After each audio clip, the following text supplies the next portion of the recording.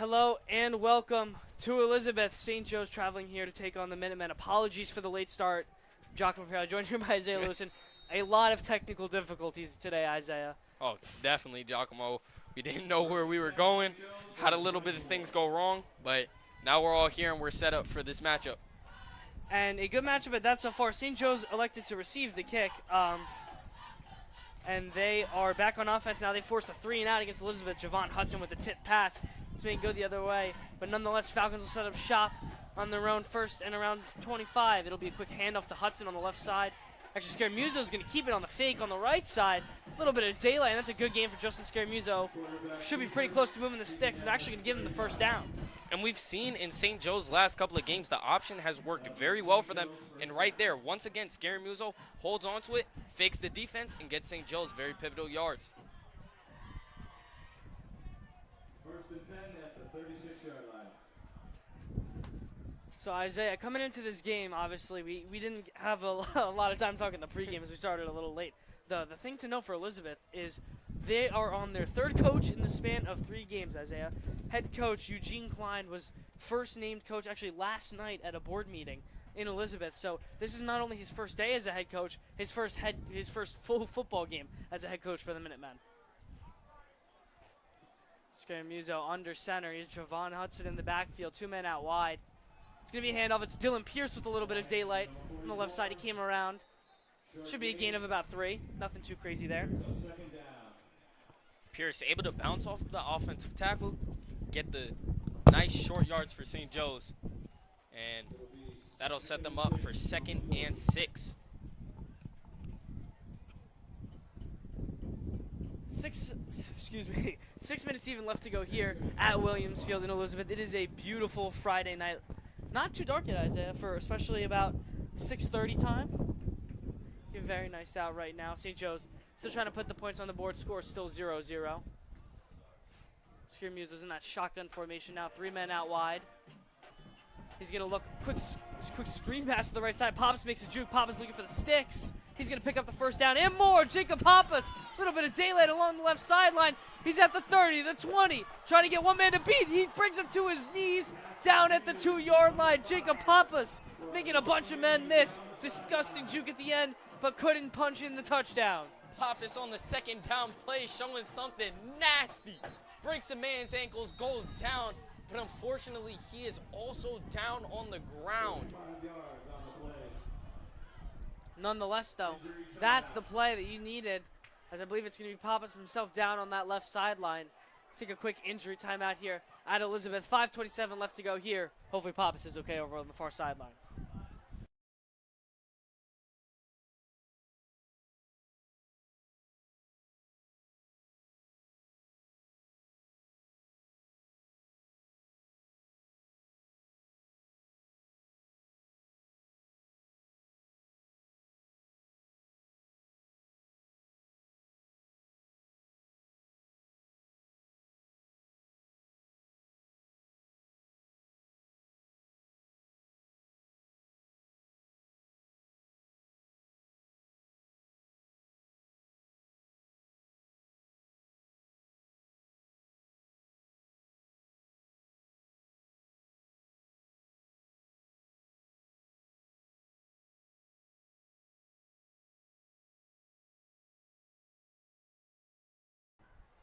And we are back live. Jacob Pappas appeared to be okay over on that far sideline. Nonetheless, St. Joe's with the 2nd and goal here, trying to punch in the first points of the game. Man in motion. Scaramuso's going to give the handoff. He's going to fake it, actually. He's trying to dive towards the middle, looking for the end zone. Believes he's going to be just short at the 1-yard line. So Scaramuso will pick up a modest 1-yard gain, and St. Joe's will inch closer to punching in 6. Very nice play by Scaramuso. Inches St. Joe's a little bit closer to this pivotal first score. And Isaiah, you can tell by when I think he's going to hand it off, their play fakes look very solid. You can see the offensive line, especially this line, is playing very, you could say delayed, I guess is maybe the word. They're really tricking me, and it seems like the Elizabeth defense, they haven't stuffed a lot of runs so far, as we saw Jacob Pappas. That wasn't a run, but it's a shorter play at the sticks, and Elizabeth hasn't been able to swarm yet. So I'm interested to see if Coach Tracy's going to go back to the run here, though. 2nd and goal from the 1. Scaramuso under center once again. This time he will hand it off. Hudson looking for the end zone. They're signaling he's in. Wait for the call from the ref. The ref's going to call him just down at the 1. The offensive line thought he was in, but the referee says otherwise. It's going to be inches, Isaiah. That ref's foot is almost at the goal line.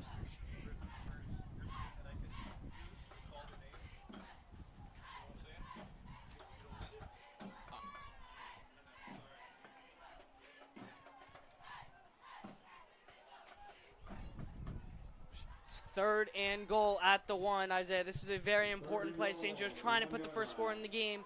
3:45 left to go. They're going to go with the quarterback sneak. Diving for the end zone. It's a mosh pit. No signal yet. And they're going to say he's short. The ref in the back of the end zone called touchdown, but the 2 refs on the side said that he's down. Not sure what to call. They're going to call him short. Wow. Wow. I mean, wow is right. Miscommunication. I honestly thought he was in. I thought he crossed the plane. But right here, 4th down, St. Joe's. Make or miss. Can they get this first score? And it looks like they're going for it. Coach Tracy giving the play to Justin Scaramuso. He's going to very, very slowly walk to his boys in the huddle and try to dial up a good 4th down play here. After this one, whistles are going to blow, though. Believe it'll be St. Joe's taking a timeout. Isaiah, we're not going to cut the timeout, though, ourselves. It is time to talk a little bit as we did get that late start. Once again, as we mentioned, Elizabeth on their 3rd coach in 3 games. They've played 3 games with three new head coaches. I mean, I can't even comprehend that myself. I mean, Giacomo, it's extremely hard to even switch coaches during the season, let alone 3 times. You're going to your next one right here, and if you're Elizabeth, you're hoping this is the right coach for your program.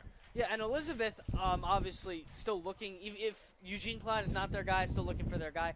But nonetheless, even with the 3 coaching changes, Elizabeth has played good quality football. 2 wins early in the season, Bayonne being one of them, a pretty solid team. But then they traveled to Westfield last week, St. Joe's game next week, and they'll both be going to Westfield. Elizabeth actually ended up losing a big game in Westfield, 37-21 last week. St. Joe's going to Keller Stadium to take on the Blue Devils next weekend. So we can kind of get a grasp of how, especially in conference, the Big Central standings, we can see where each team is going to end up. As if St. Joe's beats Elizabeth by a lot or Elizabeth beats St. Joe's by a lot, we can kind of grasp who's really in first. St. Joe's currently tied for first with Elizabeth, who actually plays tomorrow. St. Joe's here, 4th and 1 from the 1. It's going to be a handoff. Hudson looking for the end zone, and he is in. Touchdown Falcons. Javon Hudson puts on 6. Big boy starting it off. Javon Hudson, power run up the middle, starts it off for St. Joe's. And that is a great start at that. That was a long scoring drought in the first quarter. 2 minutes and 51 seconds are left in this first quarter, and that was the first score in the game. We haven't seen a lot of that for St. Joe so far. Normally they come out the break pretty hot and scoring points early. As there's gonna be a flag here, I believe this will be an offsides against Elizabeth. Then it will be. I mean, that was just one of those kind of laughable plays where there was Elizabeth defender right on Tyler Youssef before the ball was even set by Ashton Irving. I mean, just jumped off the line, got there. I mean, Youssef and Irving were both extremely confused by that. Ref's trying to get things sorted out. Once again, Youssef on for his extra point. He's made all but one, which was cursed by Isaiah Metal on an announcer's jinx last week. So we'll see if Youssef can put this one through. And he will. Falcons will go up 7-0 off of a true Tyler Youssef kick. St. Joe's 7, your Elizabeth Minutemen 0. Going off of last week, Isaiah, St. Joe's did have a massive game against Union, their first conference game last week, winning you could call it a blowout, 32-8 being the final in that one. And what really stood out to you in that game, Isaiah? Obviously, they won 2 games very early. Ridge was a little bit of a closer game. Union was more of a blowout. What do you think changed in week 2, and what do you think really stood out? Oh, I think the defense changed most definitely. 3 picks by Ashton Irving. I mean, he's known for being a receiver, but on that defensive side of the ball, he's able to lurk your receiver. He's able to lock him down. It's just so many things that St. Joe's defense is able to do and they work so hand in hand that it's just so hard to score on them, and that's the exact reason why Union was only able to score 8 points on them. And going off of Ashton Irving having 3 picks last game, Isaiah, Ashton Irving coming into this week, he's in the top 5 in the state of New Jersey for interceptions. He has 4, 3 last game, and then he had 1 against Ridge the week prior. So keep a lookout for Ashton Irving in that secondary tonight. Maybe he can add his 5th on the season. Tyler Huseth's going to do a little squib kick. Haven't seen that a lot out of the St. Joe's kick return defense. There's going to be a good tackle there on the left side. Good tackling there by St. Joe's, able to bring him down pretty quickly. Tristan Bester on the tackle. With 2:45 remaining on the clock.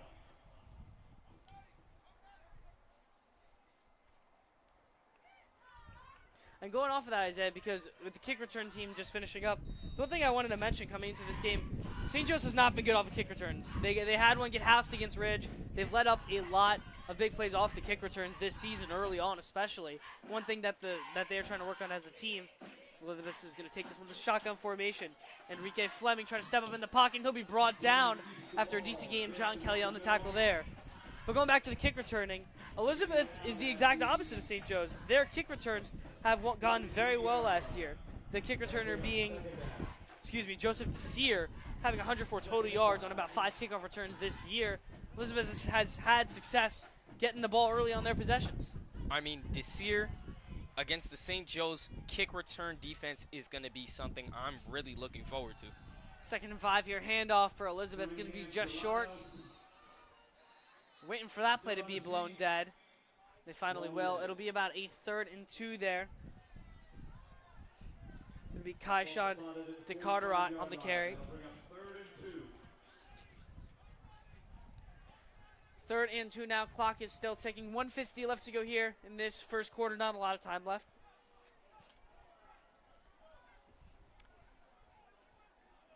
Fleming in a shotgun formation. He's looking to the right. Pressure's getting to him. St. Joe's can't bring him down, and then they finally will. They're going to say he was down. I believe the knee was down. John Kelly should have a sack on that play. That's exactly what it will be. John Kelly and Javon Hudson swarm Enrique Fleming, and they're going to force a 4th down deep, about a 4th and 7 for Elizabeth. That was a real Falcons team effort. Huseth flocks in. John Kelly and Hudson take him down for the combined sack.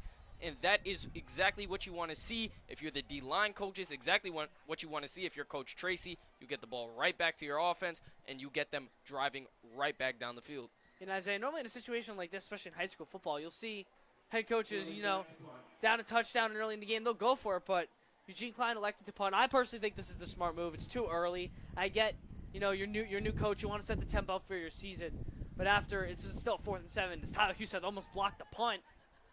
But nonetheless, I think it's a smart decision. Broplay is going to scoop it up. Reggie Broplay, he had that kick return touchdown last week, and here's a good punt return for Reggie Broplay. Going to take it right around midfield. About a 30-yard gain on the punt return for Reggie Broplay. Broplay really turning into a real weapon in that kick return, punt return type position for St. Joe's. And Broplay, could this be the next JoJo Huntley for us, to be honest? I mean, as you mentioned, I got the player name wrong last week. I said it was Amari. Apologies for that. But, yes, it was JoJo Huntley in that Friday Night Lights game our sophomore year against Edison, when we unfortunately did lose by a wide margin in that game. But nonetheless, it did give flashbacks of JoJo Huntley taking that one to the crib last week when Reggie Broplay on the opening kickoff took one all the way with a clean look down the left sideline. But nonetheless, here, St. Joe's still up 7. 33 seconds left to go here in this first quarter. They're going to set up shop. Scaramuso, handoff to Hudson. Hudson, short gain, going to be about 2 yards. A lot of Elizabeth defenders were in there. Jaden DeRosa on the tackle.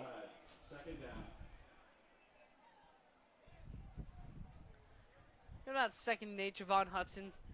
Javon Hudson hasn't had a lot of long runs today, Isaiah, obviously with the touchdown carry. But nonetheless, as we mentioned before, Scaramuso and Javon Hudson are playing well off the pass fake. But even when they're tricking Elizabeth, it seems like they have guys there to make the tackles. Haven't broken off a lot of big plays and big runs. The only big play so far was the play where Jacob Pappas does his little thing where he runs to the opposite sideline and somehow finds daylight. That's the end of the first quarter. As the clock will hit double zeros here in the the clock will hit double zeros here for the first quarter at Williams Field in Elizabeth. 7-0 is your score after one full frame of play. We'll be right back with you for the second quarter of football.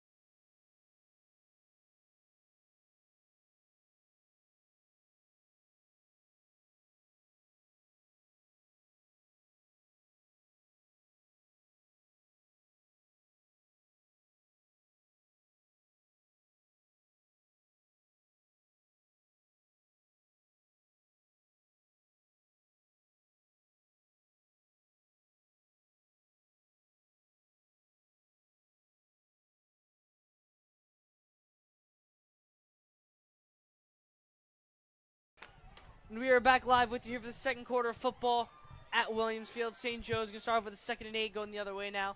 Scaramuso in a shotgun formation. He's Dylan Pierce to his left side. Pierce is going to be the blocker for Scaramuso. He's going to drop left, looking left, deep ball. Irving just a little too long, couldn't haul it in.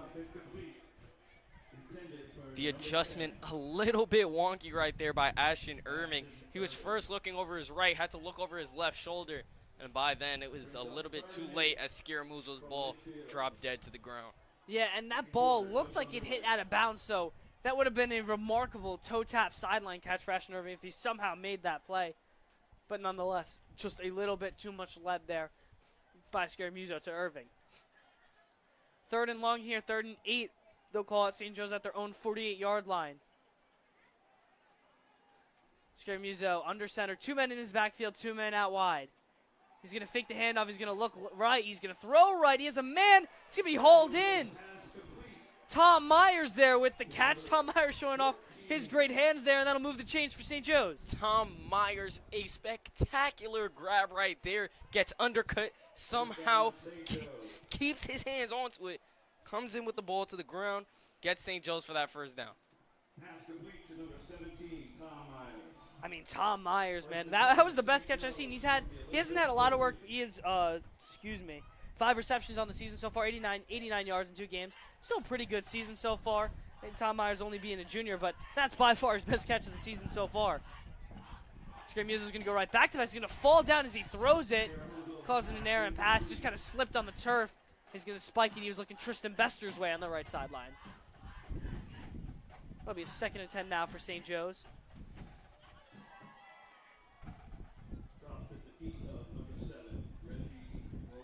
And Isaiah, I really can't talk about it enough. I mean, I think it's just the way that Coach Tracy has ran his past 2 years of offense.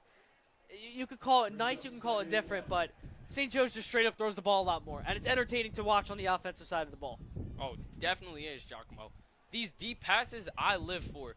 Last year, it was a lot of runs, a lot of wing tee type offensive style plays. But right here, they're letting Justin Scaramuso launch this ball as far as he wants. Scaramuso has 2 men out to his right, 2 men in his backfield. It's going to be a handoff here to Reggie Broplay. Reggie Broplay is going to spin forward. It's going to be a very short gain. It'll be about a 3rd, and they're going to call it 8. And Giacomo, something I'm looking for right here. If you elect to kick this, first of all, it would be a remarkable kick by Tyler Houston. But second, we have a little bit of wind here. And this wind would be on his back, helping him to kick this. So if you're Coach Tracy, would you elect to kick this or go for it on 4th down?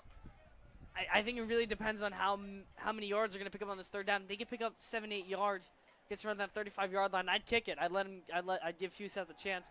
But we'll see here. Scaramuso's going to look right and throw right.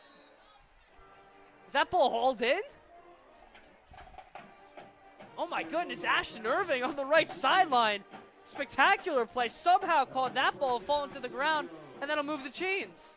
Oh, my good.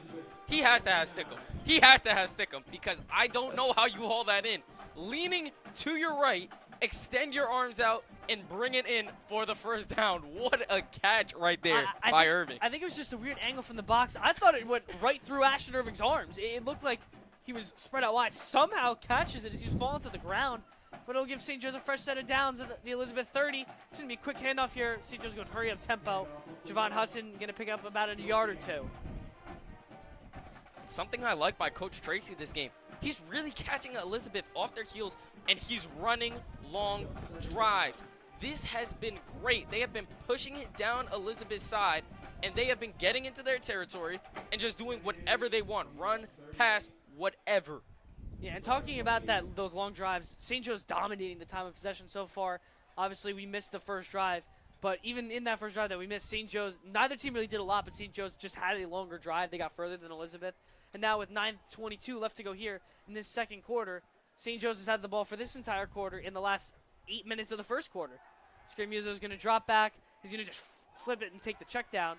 Has a man, it's Tom Myers with a good gain here. He'll pick up the first down and around the Elizabeth 15. Good job there. Just Scaramuso making the right read, not taking and forcing that long ball, but taking his little check down.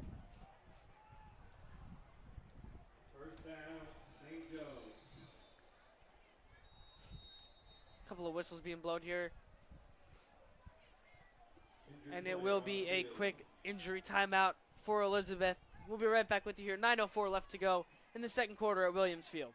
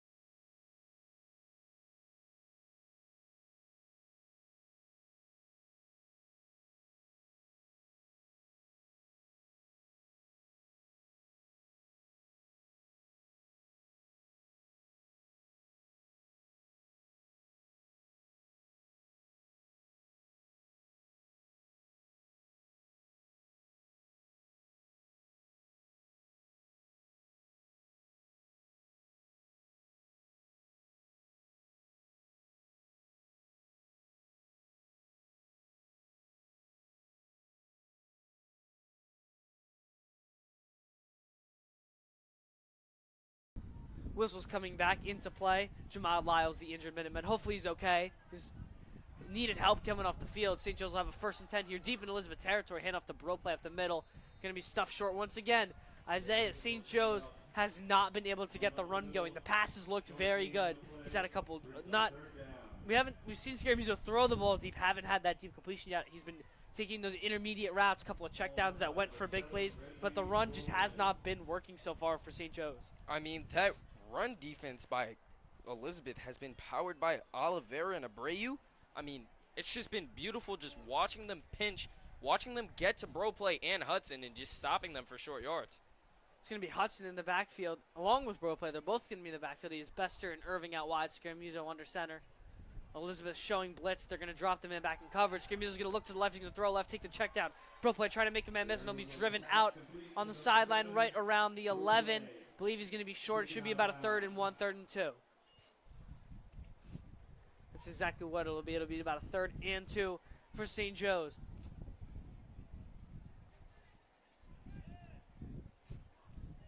I think that's Isaiah. I mean, you can only do the same play for so long, but while it works, just go after it. I mean, there's nothing else you can do. We saw Jacob Pappas had that big check down route. Tom Myers had 2 big ones on 2 shorter passes. So if Elizabeth's going to stuff that middle, and obviously Coach Tracy recognizes his run's not working, just take your short gains.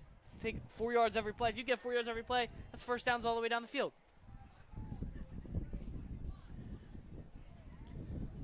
Pierce will check in for Broplay. He's with Hudson in the backfield once again.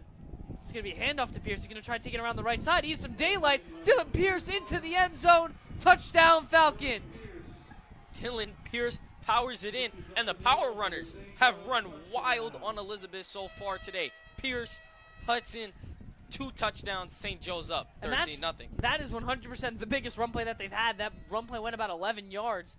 Not a monster run, but Pierce had plenty of daylight. Good blocking up front by the offensive line. And Dylan Pierce, unscathed, put 6 more on the board for St. Joe's. 13-0 is your score here. Tyler Huseth waiting on the extra point, though. 7:59 left to go in the second quarter. A couple of whistles are going to be blown.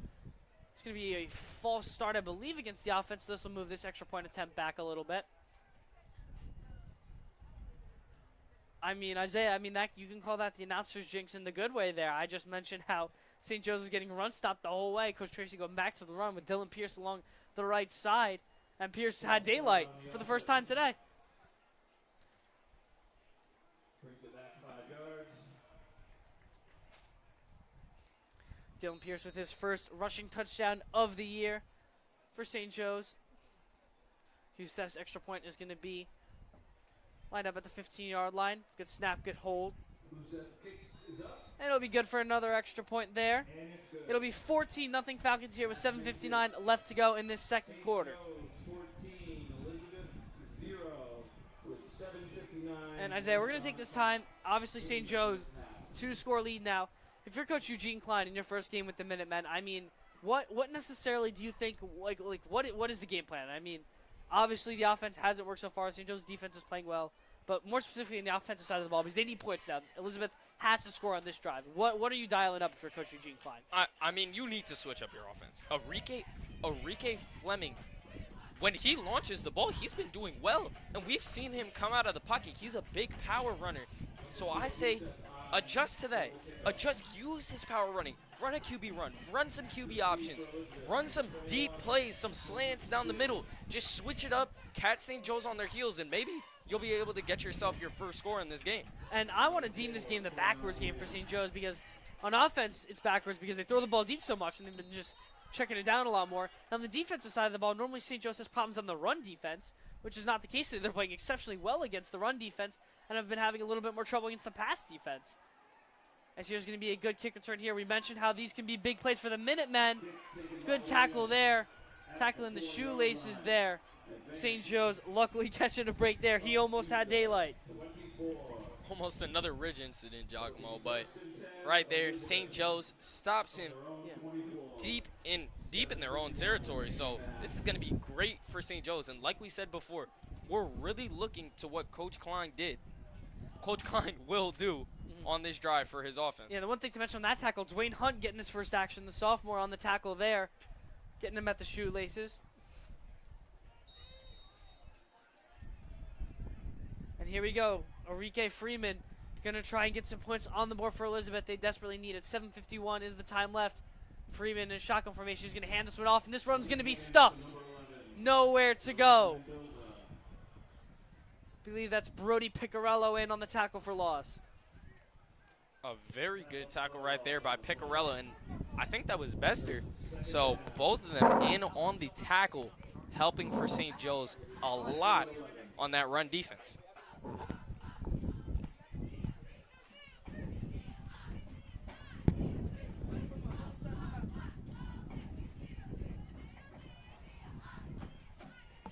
Second and 12 for Elizabeth. Freeman's going to drop back in a shotgun formation. He's looking deep, has nothing. He's under pressure by Huseth, escapes the pressure. Flag thrown. Enrique's going to haul it deep. Incomplete down his man, but we'll wait out and see what the flag call is.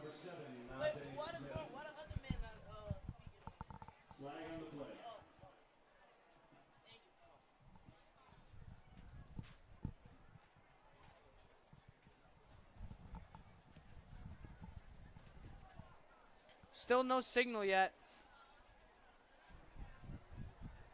And this is actually a big call, Isaiah. If this is going to go against Elizabeth and moving back, which it looks like it will be, this is going to be a second and very long for Elizabeth. St. Joe's can pick up a stop here and make it a third and long, and they get this ball back. They have plenty of time to put another 6 on the board before they head to the half. Elizabeth is going to take this opportunity to take a timeout here. 7:04 left in the second quarter. Plenty of time. But Isaiah, I mean, we saw it there. Enrique Freeman, he had some time. I mean, he barely escaped Tyler Huseth pressure, but he threw the ball downfield into double coverage. I mean, St. Joe's pass protection looked much better on that play. I mean, Fleming as a sophomore, you can't promise that he'll make the best decisions, but right there, he honestly had nothing. He rolled out to his left, prayed for the best, and chucked it up to that double coverage. And Irving all over it, and he had a lot of pressure by the Falcons' defensive line. And right here on this third and long, I'm looking for something big by this secondary. Yeah, and Fleming as a freshman last year had a 1,000-yard season. Played a great game against St. Joe's. St. Joe's beating Elizabeth 21-19 last year. Here, St. Joe's was on the road once again for the second time 2 years in a row. But Fleming had a good season as a true freshman, trying to build off in his sophomore campaign. He's going to take a little check down here. And that's not going to go very far. Should get around to the original line of scrimmage. Should be about a 3rd and 10, 3rd and 9. Good choice there by Enrique Fleming, once again taking that short gain and using the yardage.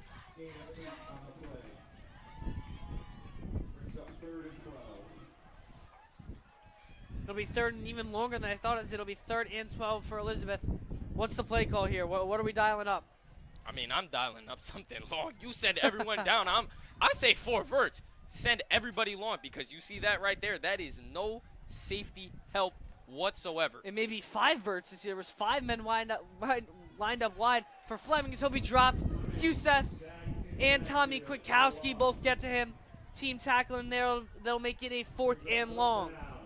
I mean, St. Joe's defense has been spectacular so far.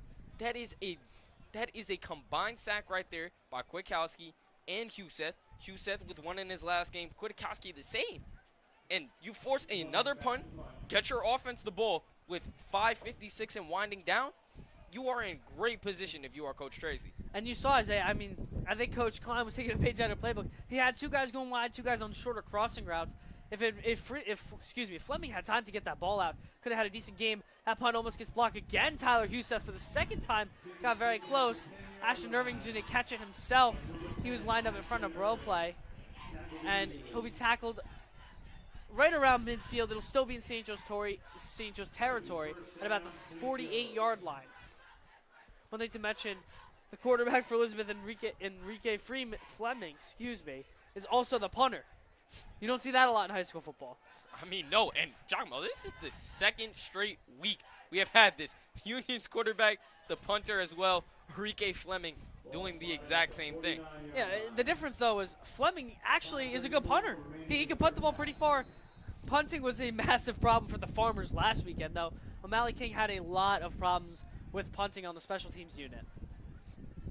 Plenty of time for the Falcons to go here. 5:34 in the 2nd quarter. 3 men out wide for Scaramuso. He has Hudson to his left. Shotgun formation. He's going to drop. He's going to look to throw. Looking kind of deep. He has Irving over the top. And falling down and making the catch is Ashton Irving. That's going to go for a big gain. Ashton Irving all the way to the Elizabeth 20-yard line. That adjustment was everything. It might have taken the wind out of him, but you adjust to your left, face back to the ball, able to bring it in and put yourself in really good field position. That is great by Irving. 35-yard gain is going to be the spot of the marker. But nonetheless, the reason I didn't see it at first, Ashton Irving looked covered pretty well. It looked like Elizabeth had him. At the last second, it looked like Irving just caught another boost and just kind of, I mean, he didn't even make a move. He just ran forward and just blew by his man, created some separation. That's where Scaramuso was looking. I mean, that just shows you the reads of Justin Scaramuso right there. He was anticipating Irving getting open and hits him deep downfield. St. Joe's now deep in Minutemen territory, threatening for another score. He's going to fake the handoff. He's looking for the end zone. He's going to fake the pass to Hudson. Scaramuso, a couple of jukes, run towards the sideline. Scaramuso trying to get in, dives forward into the end zone, and he will. Diving and thriving is Justin Scaramuso. 6 more goes on the board for the Falcons. What did I say last week? Magician, magician. That is Justin Scaramuso. I mean, wow. I mentioned his diving and thriving. I mean, you can use a lot of words to express that play. 2 jukes, a spin move, somehow getting through. I thought he was going to get pushed out at around the 4-yard line. There was a lot of Elizabeth Minutemen defenders in the area. Scaramuso dazzling there on that carry. I mean, Scaramuso having a very underrated rushing season. That's his, I believe, 3rd rushing touchdown of the year already. So we've seen him throw the deep ball, but he's also been very productive on the ground himself. Huseth's kick is pure. 21-0 is the score. St. Joe's, after not scoring on the first possession, has stormed back with 3 consecutive touchdown drives. We'll take our quick break here. 4:38 left to go here. 21-0 is your score in the 2nd quarter at Williams Field.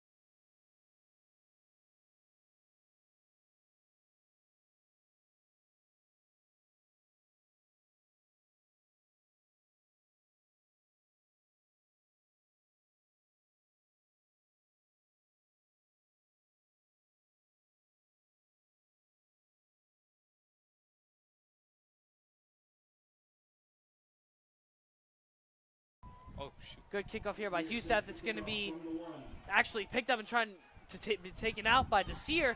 Desir with a smart decision there. That's what we wrapped up around the 35-yard line. Desir fielded it and picked it up at the 1. I mean, it was just a weird in-between hop. I thought he was going to let it roll for the touchback. But he saw something that I didn't clearly. That's a pretty good kickoff turn for the Minutemen, and they're going to have some good field position. I mean, making something out of nothing is great if you're Elizabeth. Bounces at your 1, take it to about the 30, 35. I mean, honestly, a great use of what looked like to be a disaster. Enrique Friedman desperately needs to get his guys on the same page. They need a touchdown now. I know I said it on the last drive, but even more prevalent now. Instead of down 2 scores, now they're down 3 scores. Fleming's going to be in that shotgun formation. Flag will be played. Excuse me, flag will be thrown. This play will be blown dead. It's going to be a false start against the Minutemen. That's not what you want if you're Coach Klein on your first play of scrimmage on this drive. I mean, Coach Klein's first game and first day as an official head coach could not have gone any worse. You're down 21-0. You still have around 4:30 left in this first half, and your team just got a false start. I mean, you're pushed back in your own zone. I mean, here's pressure on Fleming. Fleming's going to let it fly down the sideline. Bro playing coverage. Elizabeth looking for the flag, and they're not going to get it. Good coverage there by Reggie Broplay, not allowing the reception. Fleming was looking deep for Kai-Sean DeCarteret down the sideline. and Broplay hitting the strapped up celebration right there, showing Elizabeth what is up on his side. Broplay Island. There's going to be a flag, actually, late flag. I don't think it's pass interference. I believe the play was thrown. I believe the flag was thrown in the backfield. Honestly, didn't see it because I was looking at the play down the sideline. And it's going to be another penalty against Elizabeth. Illegal man downfield is going to be the call. And St. Joe's, and I think that's actually a very smart move. Coach Tricia going to decline and make it 2nd and 15 instead of 1st and 20. I'd much rather have that, Isaiah. Clock stops though at 4:22. Elizabeth has time, and as well, Elizabeth will be receiving the kick at a halftime. So if Elizabeth can put 7 on the board here, they do have plenty of time to get a shot at getting back into this game. But nonetheless, they're going to have their work cut out as they're deep in their own territory with the 2nd and long. Fleming is just going to hand this one off. He's going to play fake. He's looking deep down the right side. And he has a man. Just let him too much. He was looking for Najee Smith, who was right over the seam. Oh, Najee Smith almost hauled that one in. Almost a big play to get Elizabeth started right there. But once again, it will end in disappointment and an unfortunate 3rd down and long. And that was a good play call by Coach Klein, Isaiah. I mean, that's the type of play that you need. Obviously, St. Joe's knows that they're going to be throwing the ball, but if you can have any type of guy open with at least a couple of steps of room or at least some kind of separation, that's what you got to look for. So good play design there by Klein. Unfortunate execution, though, by his players. Elizabeth needs this 1st down. 3rd and 15. Fleming under pressure. He has multiple guys on him. John Kelly trying to bring him down. He's going to be wrapped up and finally brought down by the St. Joe's defensive line. Javon Hudson on the sack.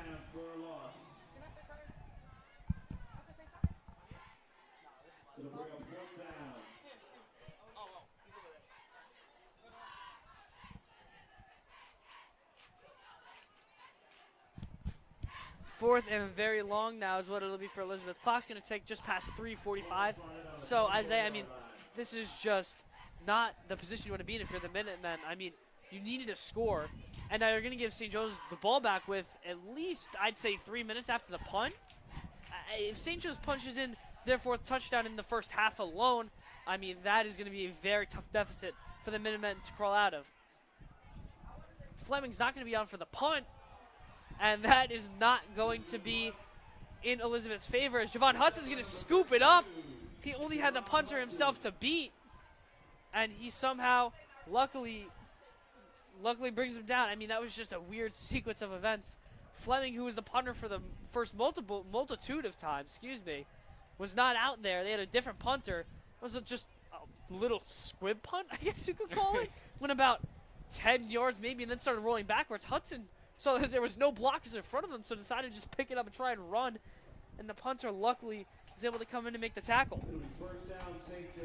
It was Ja'Kai Gordon who was luckily able to save a touchdown there.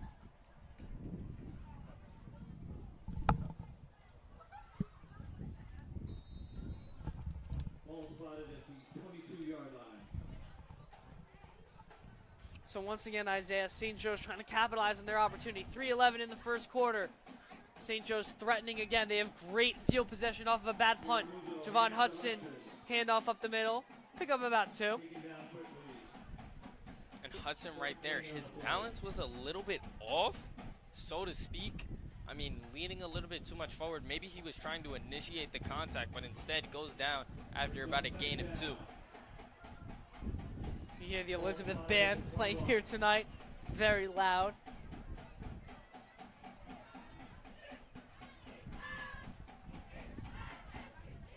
Coach Tracy trying to put the nail in the coffin in what was a very successful first half for the Falcons.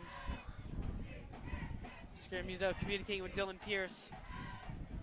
A little bit of disarray between the two. Pierce will go over the left side now. He'll line up in the slot.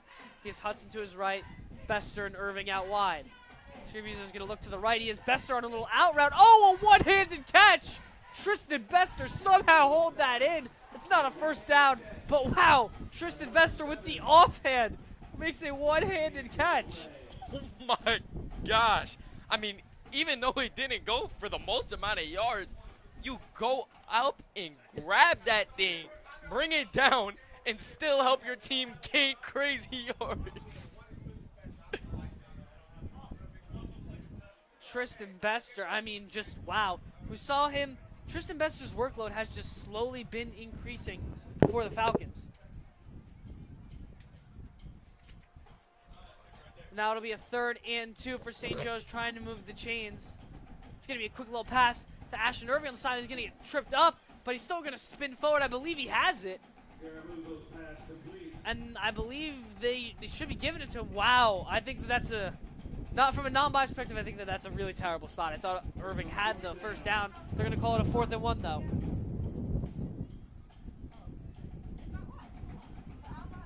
Fourth and 1. I mean, at this point, there's about 1 minute even left on the clock, guys. I think you got to kick the points at this point. You're this deep.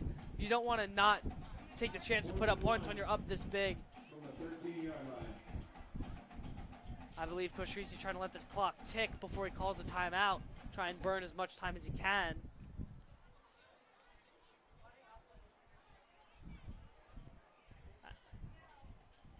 And that's exactly what he'll do. Clock will stop at 40.9 seconds. Coach Tracy, he'll take his final timeout of the half. And as we take a quick break, we'll be awaiting the decision to see what St. Joe's will do deep in the red zone. 4th and 1, though, here left to go in this second quarter. 47.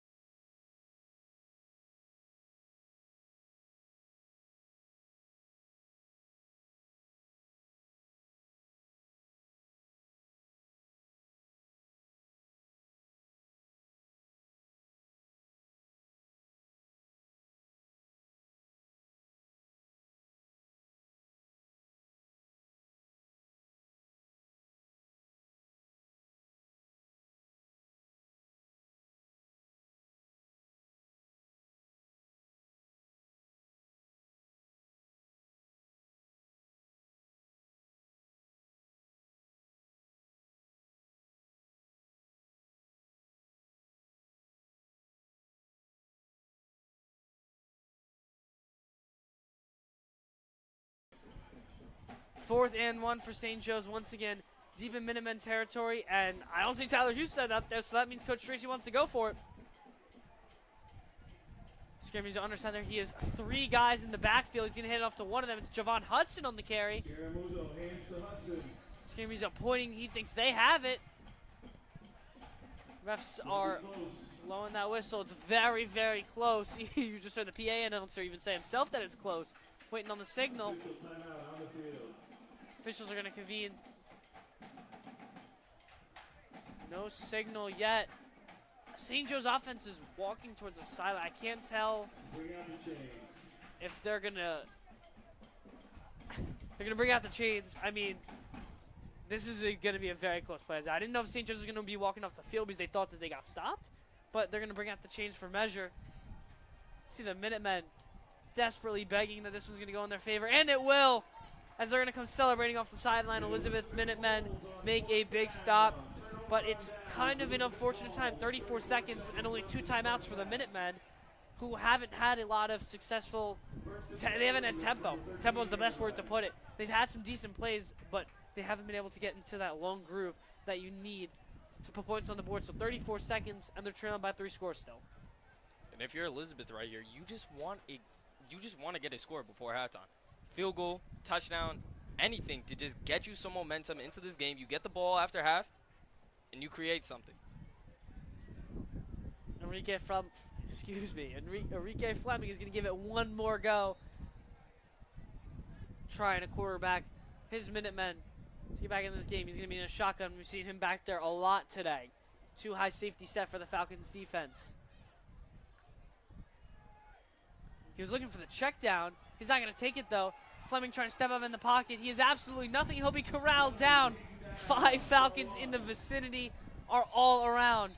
I mean, John Kelly, Tommy Kwiatkowski, Tyler Husef, Brody Picarello, all in the vicinity, along with 2 others. 6 guys total. We're all around Enrique Fleming. The offensive line collapsing for the Minutemen on that play. Giacomo, the defensive line of St. Joe's has been spectacular. They have been using swim moves, power moves, bull rushes, just anything to get to Fleming.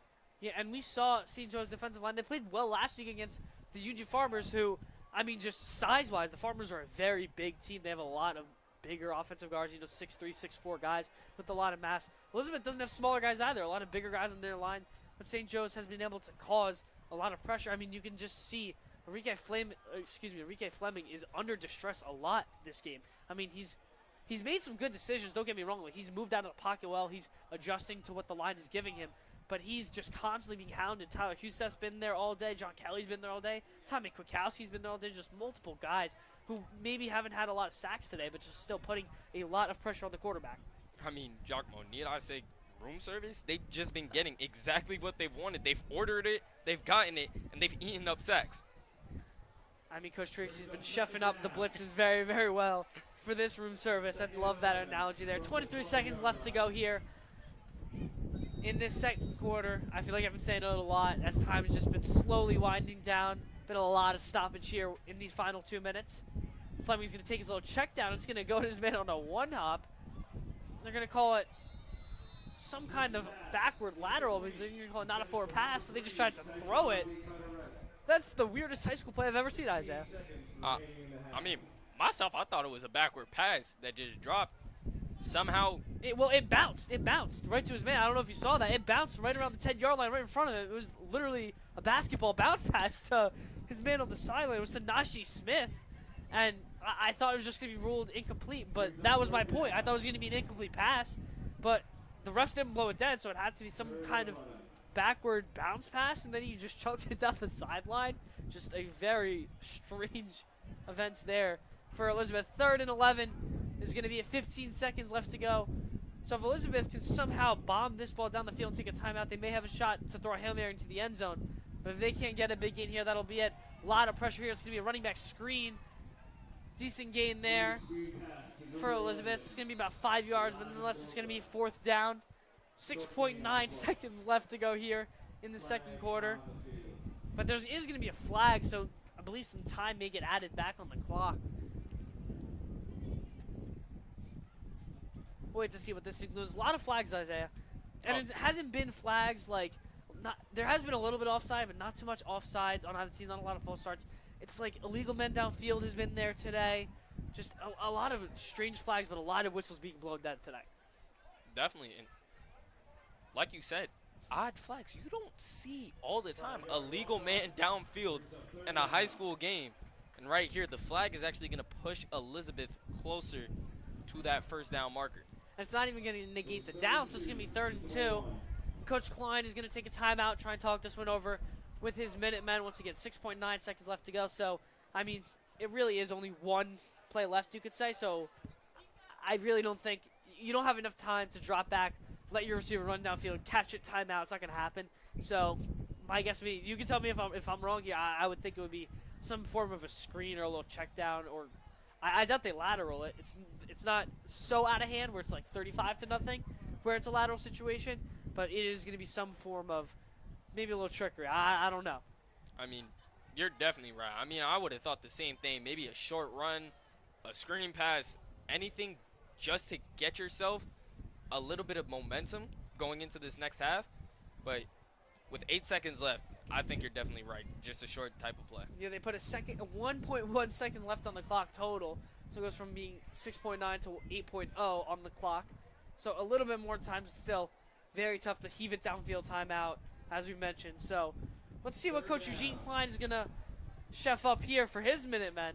I mean, this is where he can try and show off his creativity as a coach. I mean, obviously that's the benefit of being a new coach in your first game.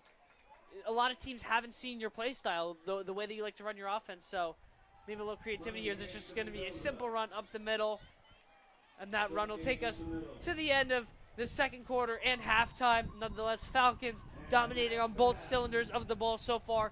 21-0 is your score heading into halftime.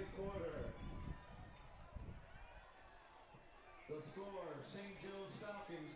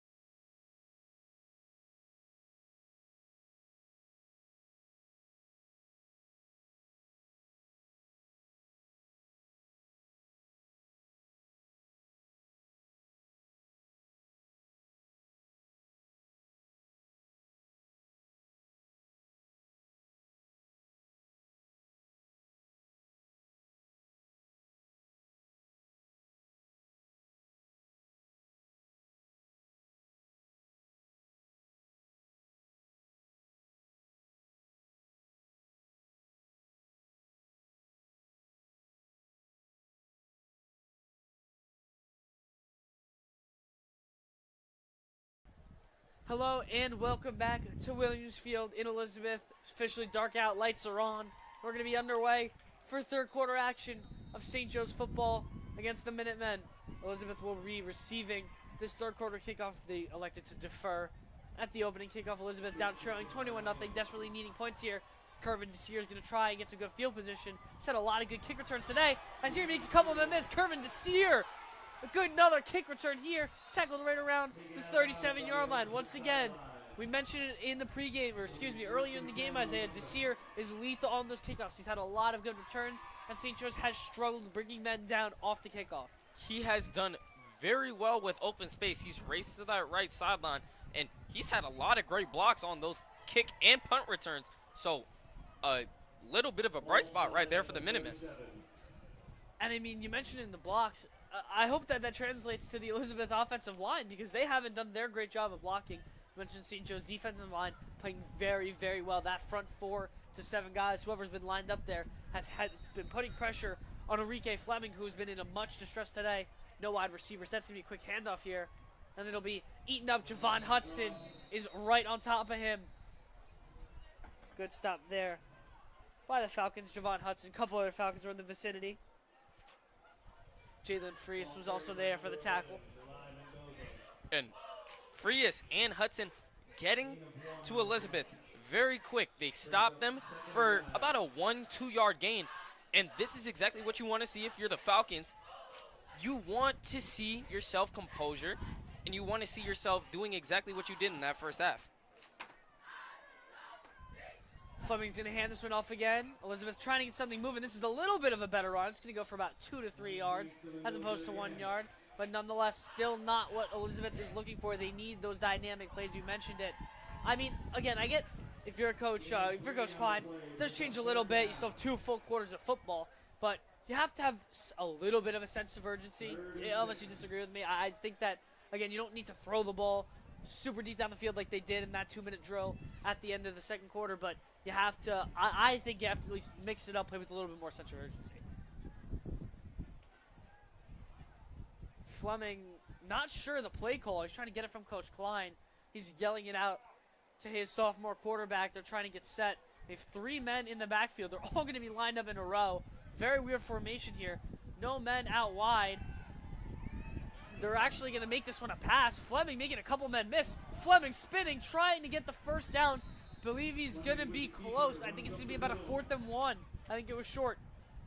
I mean, a great job by Fleming making something out of nothing. He was stopped by Huseth in the backfield, somehow pushes him off, spins out of a tackle, and gets great yards to set his Minutemen up with a 4th and 1. And this is 4th and 2 now for the Minutemen. This is a very smart call by Coach Klein right around midfield. 4th and short, you have to go for it, trailing 3 scores. This is 100% the right move. Minutemen desperately need a conversion. Fleming under center. 3 men in the backfield once again. No men out wide. Fleming communicating with new head coach, Coach Klein. You can see that little bit of disarray and that disconnect. Fleming's going to be pushed forward, and that should give him more than enough for the first down. But Isaiah, I think that play is going to just signify that head coaching. I mean, you can call it experience, you can call it just nuance here. With Coach Klein, I mean, obviously he just hasn't had enough time to build that relationship with Fleming yet. And you could see that they were just yelling back and forth multiple times on that play. Fleming trying to get the call, and he just didn't get it. And that penalty is going to go against St. Joe's, so they'll get added yardage on top of the first down. Elizabeth shaping up what looked like not a great drive to start it off now. Has a little bit of momentum rolling down the field. Be a handoff here. And that run is absolutely stuffed. The D-line gets to him.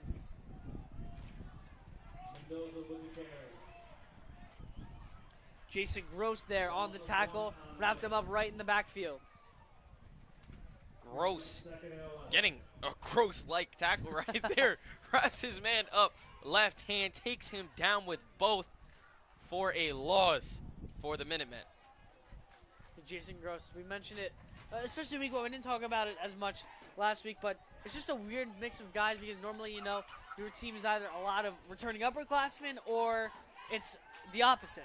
But this is a weird mix where there's a good amount of returning upperclassmen, but a lot of new guys looking for playing time. A lot of I believe it's 3 or 4 sophomores who are constantly in the loop on the field. Didn't have that many last year, had a modest amount, and then you have more juniors this year, and then you have a big, heavy senior class. Once again, a lot of these seniors didn't play. A lot of them didn't get a lot of time. Fleming on that carry picked up about 4 yards, so it'll be about a 3rd and 6 for the Minutemen. But Giacomo, like you were saying, the sophomores, the juniors, they're getting playing time. It's really helping develop these players for the future. So with freshmen and a lot of underclassmen coming in and learning from these seniors, it's great to see for Coach Tracy. 8 minutes even left to go here. 3rd and medium for the Minutemen. Fleming under pressure. He's going to step in the pocket. He has more than enough for the first down. Fleming trying to blow by Hudson.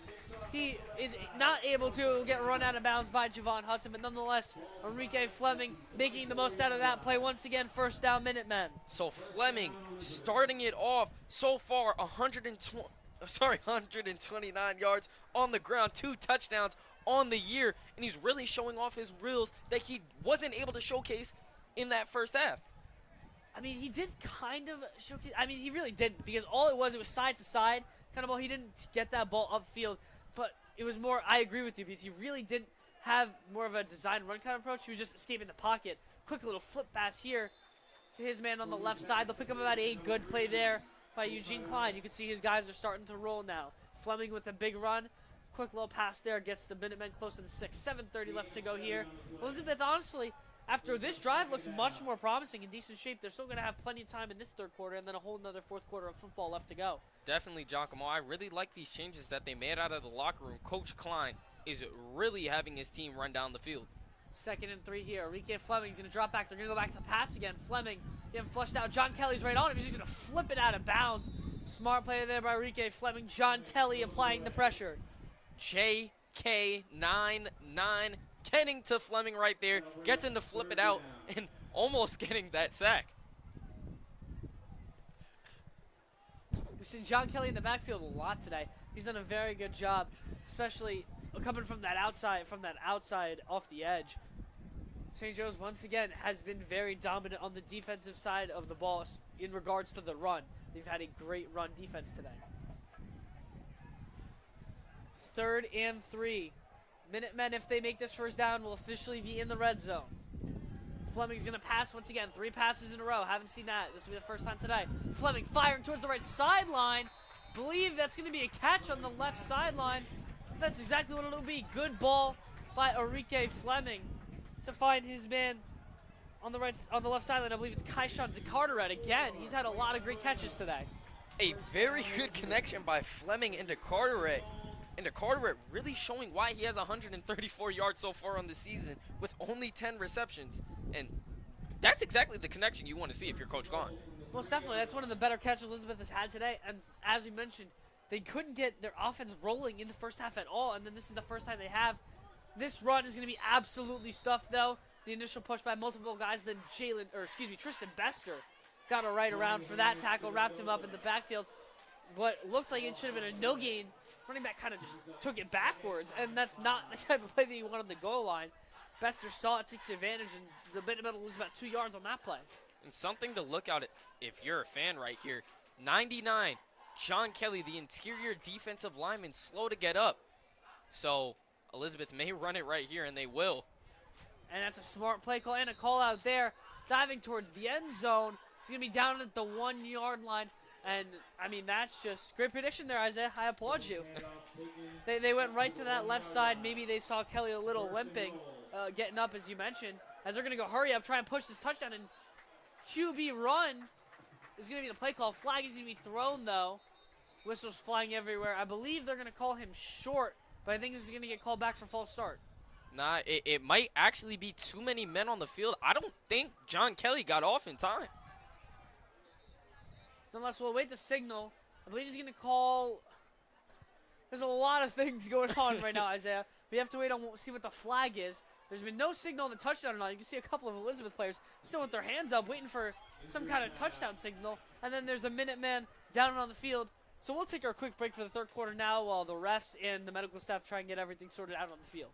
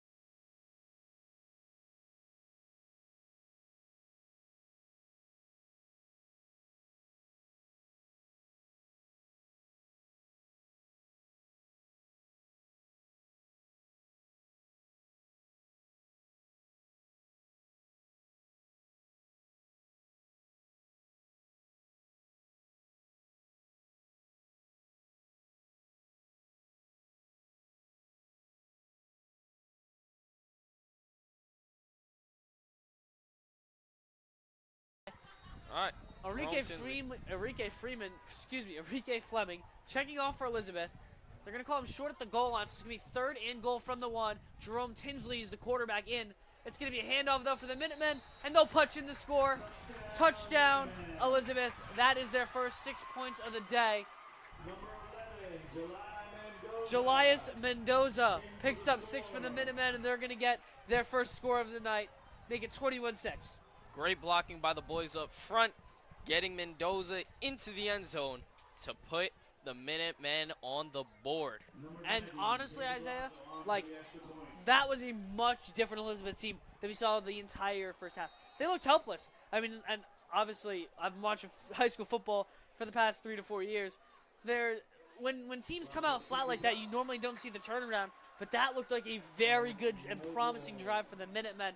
Putting 6. They did get bailed out by 1 penalty early, but after they got that bailout, then they did everything else on their own, moving that ball down the field. You saw Enrique Fleming making plays. He had that big run, and then just the whole offense just started clicking. See Coach Klein maybe starting to get more in tune with his guys. Extra point was good, I believe. They haven't updated the scoreboard yet. And actually, the call was no good on the extra point. Apologies for that one. So, stay at 21-6. I mean, that's just... I don't even know what to say about that. If you're Elizabeth, that's just... I mean, killer, I guess is the way to put it. I mean, that's a momentum stopper right there, not getting the extra point. I mean, honestly, that's been the story so far today, coming up way too short. They've had lots of times where they were right by the 3rd down marker or even 4 downs, and they just couldn't convert. So right there, that field goal attempt kind of symbolizes the whole night. Yeah, exactly. I get what you're saying.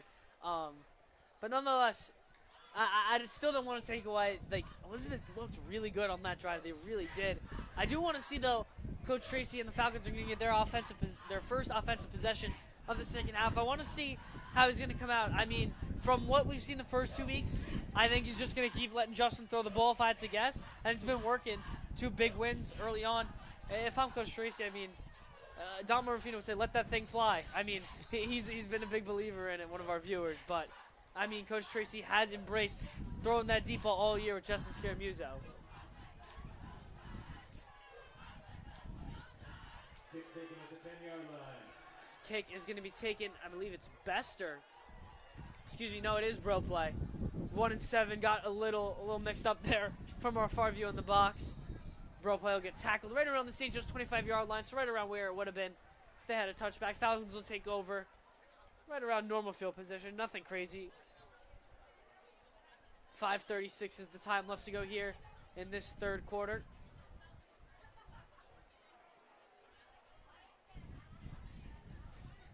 Isaiah, we were talking about it earlier. There's just been a lot of weird plays, I guess you could say today.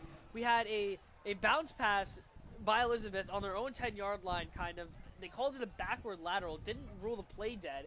And then it didn't end up to be any gain, but just a weird thing. Tristan Bester made a one-handed catch on an out route. We had a play where the refs didn't signal if there was a touchdown or not, and an injury all in the same play while a flag was being thrown. Just some really, really weird things going on tonight in Elizabeth.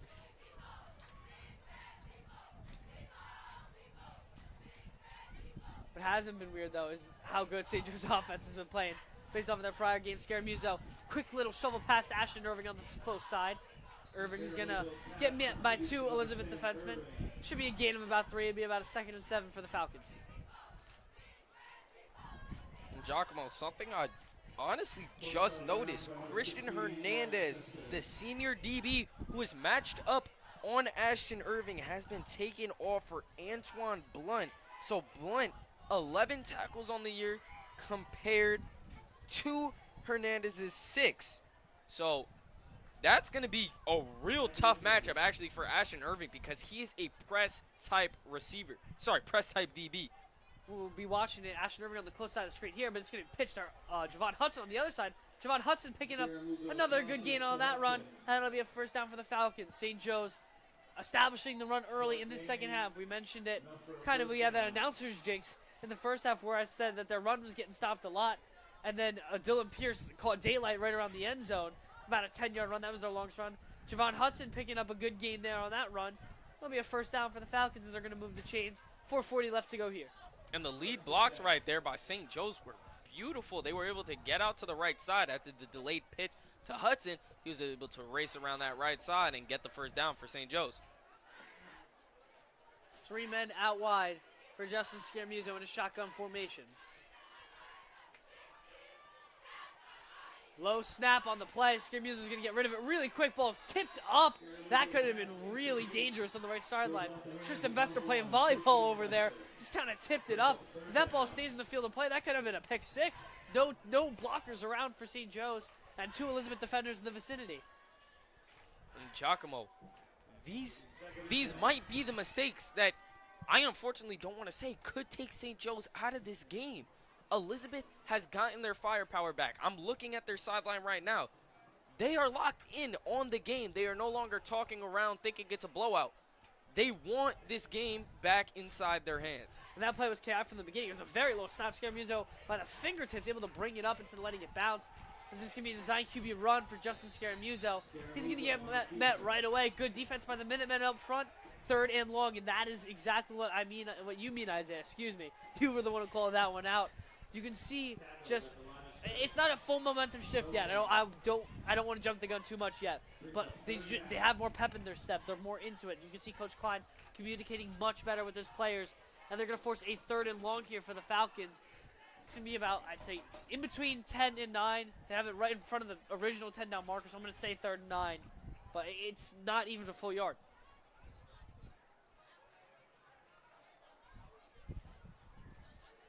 Big 3rd down. 3 men out wide, one man in the backfield in a shotgun. That snap actually bounces very low, but a drop on the right sideline. Another weird play, Isaiah. That's the 2nd bounce I've seen tonight in a football game where the play continued on. Very low snap. That was the 2nd time in a set of 3 downs that the Falcons had low snaps. So I'm going to keep an eye on that offensive line going forward. The center position and the interior offensive lineman.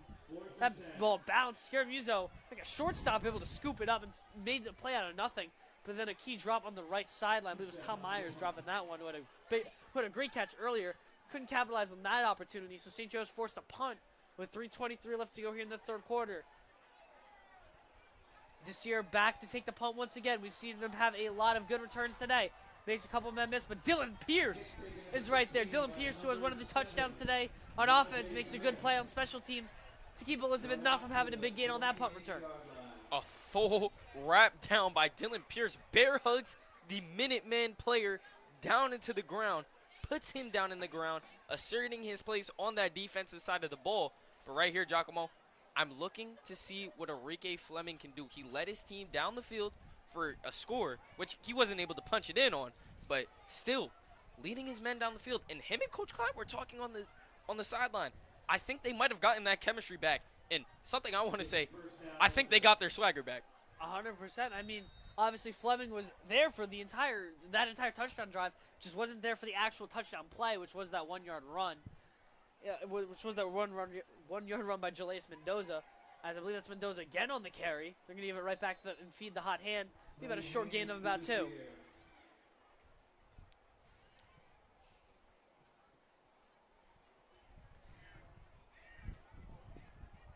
.255 in counting is the time. So we're winding down into here the last couple of minutes of the 3rd quarter.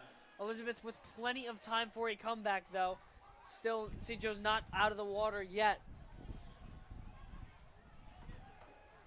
Fleming's going to hand this one off.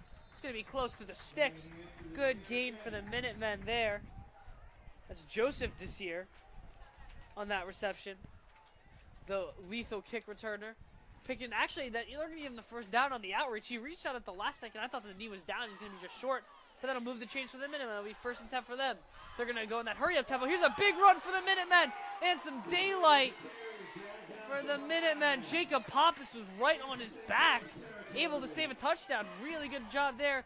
Joseph Desir almost caught daylight once again. He's been lethal today, showing off all of his skills. But nonetheless, Jacob Pappas, a touchdown-saving tackle. Ooh, Giacomo, I'm very surprised of this pace of this drive by the Minutemen. They have been getting to the line as quick as possible, even after that big Desir run that got stopped by Pappas, fortunately. but they've been getting to that line, and this timeout is the only thing that stopped them. So in order to slow momentum down, you need to stop this run. You need to have your defensive line pinch. You need to have them pinch at the line and maybe have your middle linebackers maybe come up for a run commit. Yeah, I mean, the effort and energy is there as a Minutemen. You said that they had their starter back before they even were getting that football back, and clearly it's going so far. I mean, Elizabeth converting on a lot of first downs, which we didn't see in that first half. I really want to stress again, Elizabeth did not look on the same page. They did not look like they came to play. Whatever their new coach Eugene Klein said in the locker room has lit a fire in his players' behinds, I guess you could say is the best way to put it. I mean, they have just come out firing on all cylinders so far. Had that touchdown drive and then threatening to score here as they've been moving the ball downfield. With 2:16 left to go, they're going to have a 1st and 10, first set of downs. They're going to go with the play fake, and that's not what you want on a big drive. Wow, that is a extreme effort by Fleming to get that ball out.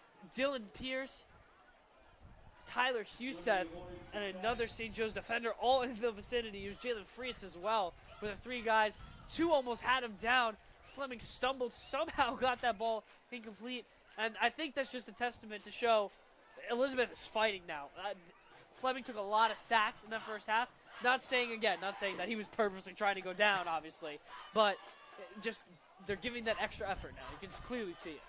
And that shows determination and strength by Fleming. And, yep, intentional grounding. That's honestly what I thought. There was no receiver in sight whatsoever for Fleming. That's just an unfortunate turn of events because it's either you take the sack on that play. I mean, yardage-wise, it looks about the same because there was going to be a massive sack. It was a play-action pass, and Fleming was dropping very far back in the pocket, and they had him all the way back there. So it's either you're taking a long sack, or you're getting that intentional grounding. So it'll be 2nd and very long. That is a really big momentum-stopping play for the Minutemen.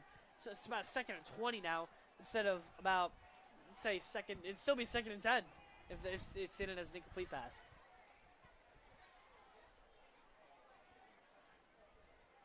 No wide receiver set once again. Elizabeth has done that a lot today. They're going to hand it off up the middle. And that's just a dog pile on that run. No gain on that play. And that brick wall by St. Joe's, oh my goodness. Desir was going nowhere right there on that play. Tried going up the middle, and he stopped by 3 different Falcons.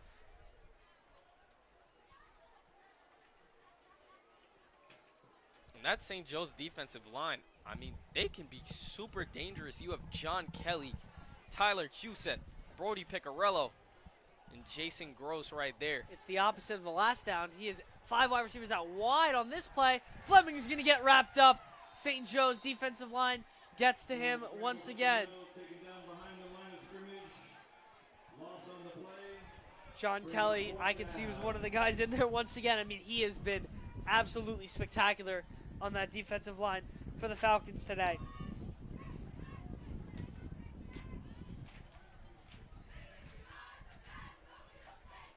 Jason Gross once again was in there too.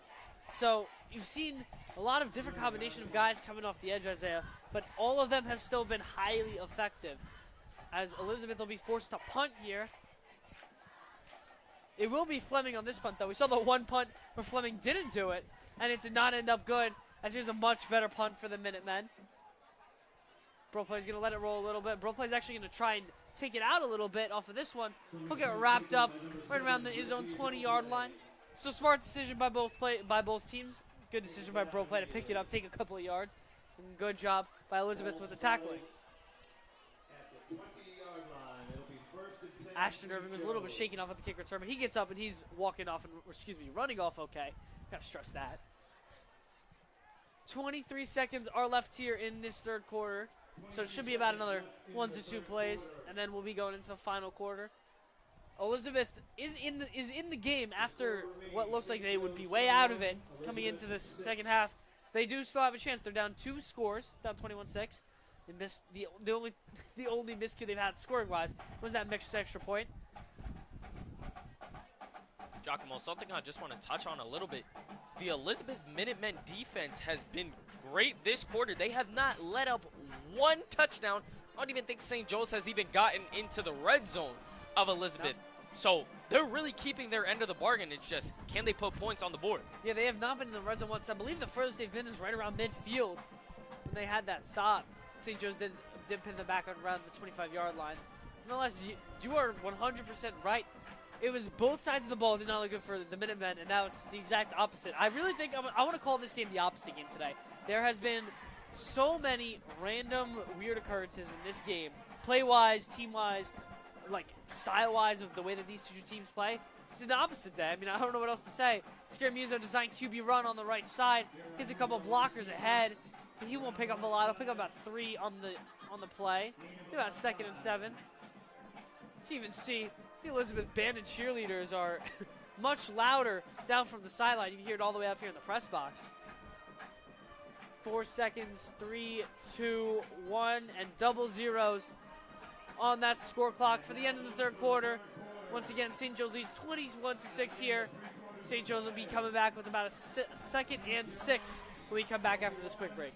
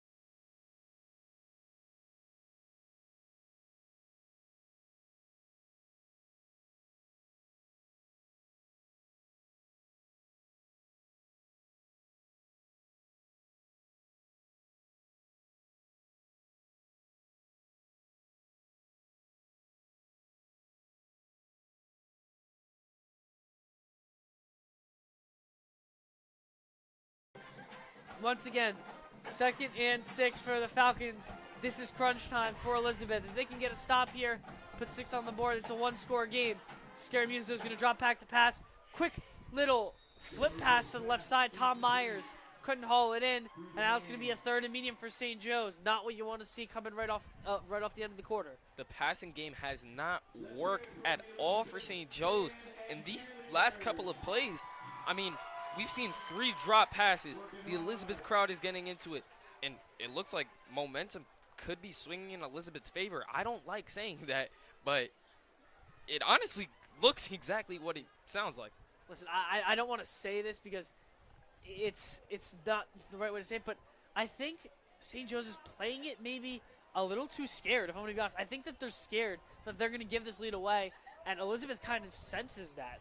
I mean, they went right down and shocked St. Joe's with that touchdown drive, and St. Joe's just they're not making the routine blocks, the routine decisions that they normally have, and Javon Hudson is going to get swallowed up for this run.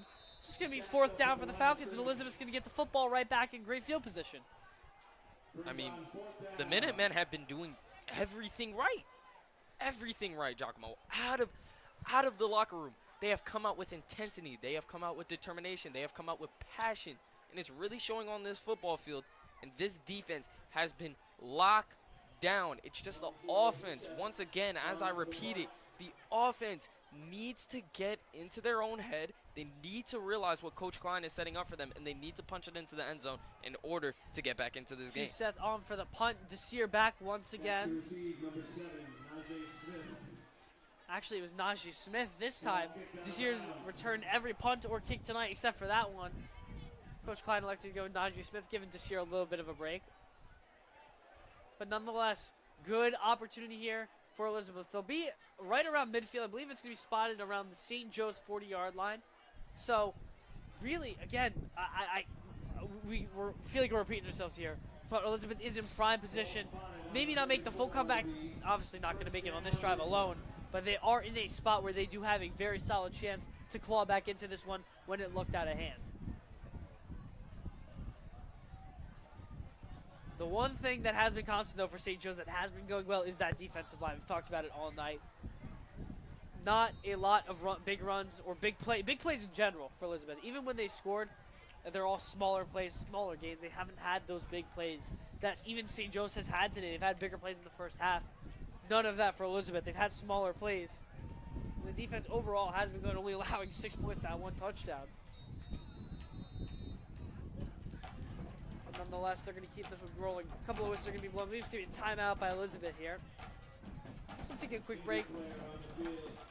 Oh, it is an injured player down on the far sideline off the kick return here, so they'll tend to him. 11-5, almost a full quarter, fourth quarter football left to go here at Williams Field in Elizabeth.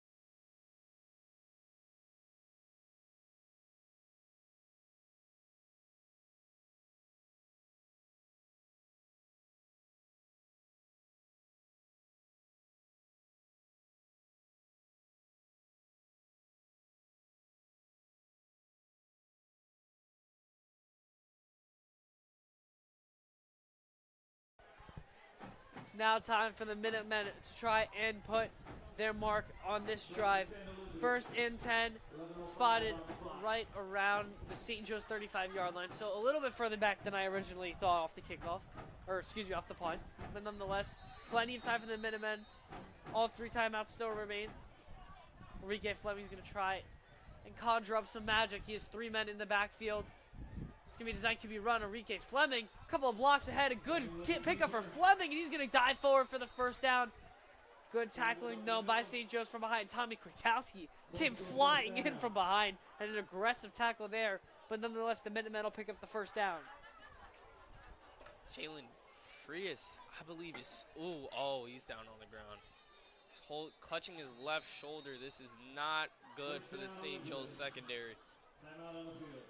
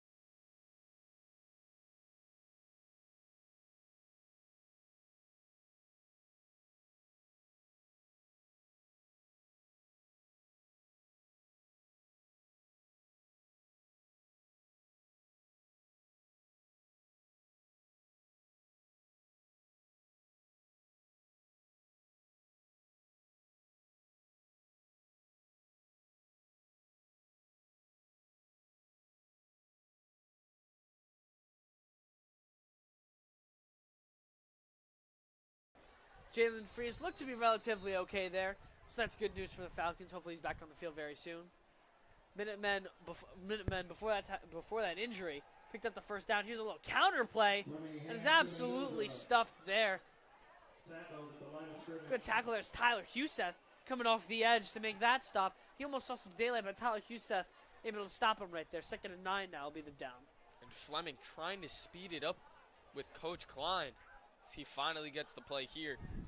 With 10 minutes and counting, winding down, you need to hurry it up. You need to put something on the board right here, and you can't just shortly drive it down the field with short runs. You need to push it down the field with a big pass play.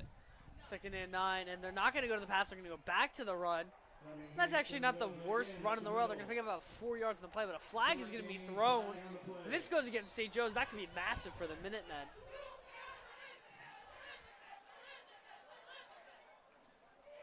So we'll negate about the 3-yard gain on the play for now. Wait to see what these refs are going to call on the flag, as there'll be another injured player down in the middle of that mosh pit. The Elizabeth medical staff out to attend.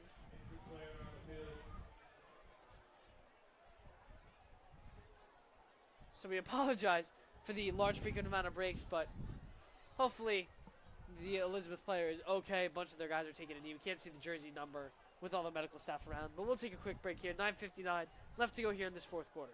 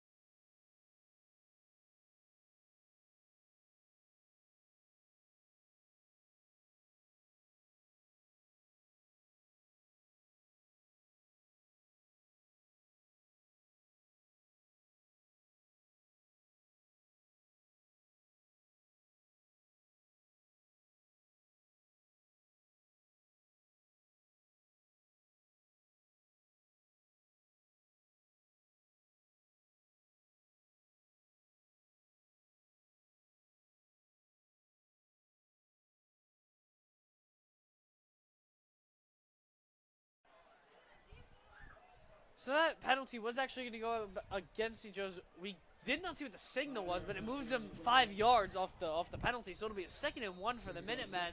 Now officially in St. Joe's territory. 2 men in motion. That was a weird motion. 2 men on his right, and then they just both moved to his left. Not a lot of motion here. Here's a good run. Good run by Elizabeth. That'll pick up the first down. Joseph Desir once again. And Isaiah, I really want to mention Joseph Desir of Elizabeth having a monster night tonight. We don't have specifically how many yards he has, but you can just tell Coach Klein is falling in love. He is that Swiss Army knife type of player. He's your kick return guy. He also has made some great tackles on the defensive side of the ball, has made some great offensive plays as well out of the backfield. Elizabeth taking a time out here to talk about their strategy going forward. 9:33 left to go here. Plenty of time still. Isaiah, I mean, they're just going to keep on mixing up. I mean, Elizabeth has done that more. I mean, again, it's just a different situation when you're down late in that second quarter and you got to throw the ball. They have time to mix it up. But once again, still playing with that sense of urgency. The one thing that weirds me out, though, about their offense is no wide receiver sets. I mean, they have thrown the ball a decent amount out of no wide receiver sets, but you don't see that a lot in high school football. Not really. Honestly, it just sets you up for that. I mean, I think it would be classified as a Statue of Liberty play. Fleming, he holds it in his left hand, just stays there, somehow breaks off a tackle, and either runs or just dumps it off for a short gain. Yeah, we'll see if he'll be able to continue on that Statue of Liberty type of thing, as there's no backfield set. They're actually going to hand this one off. Pretty good run for Joseph Desir once again. That'll be another first down, I believe. That should be enough to move the chains. Joseph Desir once again finding those holes and exploiting. Desir breaking out a very good run. And with 9:30 left on the clock and ticking, you're in very good field position. 3 men in the backfield once again for Fleming. Fleming will hand it off to Desir. Once again, Desir, that ball's going to fall out. St. Joe's may have it. I believe Elizabeth is going to fall on it. Wow, that's the first time I've seen that happen for Joseph Desir. Coughed up the football. They're going to lose about 4 yards on the play. But if you're Coach Klein, you're A-okay with that. You just want to keep the football in your hands. Definitely, Giacomo. You don't want to lose this ball in St. Joe's territory. Hand the ball off to them, and they just wind the clock all the way down. Coach Bill Tracy brought the pressure on that one of the Falcons. 3 guys in the backfield. But, I mean, Desir dropped the football before he was even touched. I mean, I don't know if it either slipped or he just missed a stride or something. But it was just a really weird cough up. They're going to fake the handoff to Desir. Fleming's looking across the middle. Fleming, a man downfield. He's looking for him. Good defense there. Down the field, Reggie Brobley in coverage once again. That's his second really good pass deflection of the night. We had the one in the second quarter on the close sideline to our right where he made a really good play. And then this one across the middle over the top in traffic. Reggie Bro play jumping up, swatting that pass away, and that's a huge play by the Falcons defense. Bro play has really been locking down his side so far today. He's had that one pass deflection in the first half. He's had another one right here. He had an interception chance that he unfortunately wasn't able to capitalize on. But it's been really great stuff by the junior. Yeah, the transfer from Nottingham is really proving to be one of the Falcons' biggest additions, underclassmen and transfer-wise. Fleming's going to get this ball out to the right sideline. He has a man, but he'll be well short and wrapped up by Bro play once again on the right sideline. It'll be 4th and medium, and I think that this could, with 8:20 left to go, this could be it for Elizabeth if they don't convert this one. If they do convert it, though, once again, they'll be very close to that red zone. So this is the biggest play of the game that we've seen. 8:22, clock is going to stop as the man was tackled out of bounds. Fleming is going to go not in that backfield side. He's going to go 5 wide. Fleming's going to drop back, looking to pass. He gets hits and he throws. He's looking to the far side. He has a man, and it's going to be hauled in. I believe he's going to be short, but nonetheless a massive play for Elizabeth. Wow, oh wow. Quaim Williams of Elizabeth, his first catch on the day. That's only his 3rd grab of the season. He does have a touchdown, though. He finds his space wide open, and Enrique Fleming able to hit his man. That's the first big passing play we've seen out of Elizabeth. There is a flag on the play, though, but either way, Elizabeth is going to pick up a first down, and they're going to be very, very close and threatening to put 6 on the board. Fleming with not the greatest pass, a little bit underthrown, but still set you up with amazing field position. With 8:03 left, the crowd is getting into it exactly what you want if you're this Minutemen football team. Fleming has Najee Smith along with Joseph Desir, who's right in the backfield. It's not going to go to either of them. It's going to be a high snap, and it's going to be a design quarterback run, but this play is going to be blown dead, and it's going to be a timeout, I believe. I don't know how I feel about that one, Isaiah. I mean, you're still down. Even if you punch this touchdown in, you're still down a touchdown. 7:45, I mean, I guess I can kind of see it. You do have a decent amount of time, but that's your second timeout right there when you still need another touchdown and a stop. And you're at the 1 yard line. You just got to punch it in. I'm not sure exactly what the communication error was on that part. And for your stops, in order to get stops, you need timeouts to stop the clock. And when taking this timeout on offense, which I honestly don't understand, I would have just let Fleming play it through.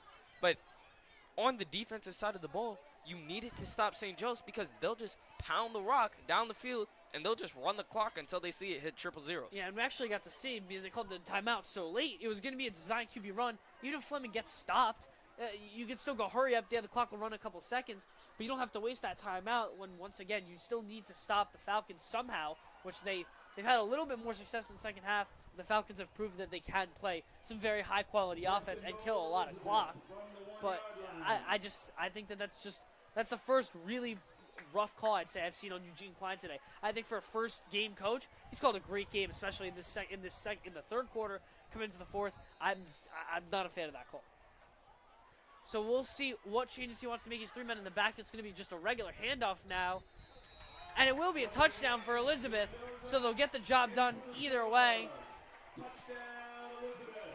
They'll put 6 more on the board, make it 21-12, pending the extra point. They should be going for 2 here. Joseph Desir picked up the touchdown on the draw play.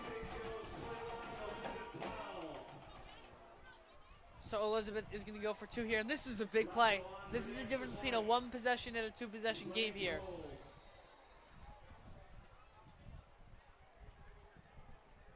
Two-point attempt here for Elizabeth. Oh, they're going to go for 1.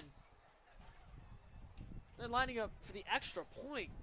I'm not sure where that play. I guess Coach Klein is going to go for 2 if he gets the next touchdown, Isaiah? I mean, it's an extremely risky move.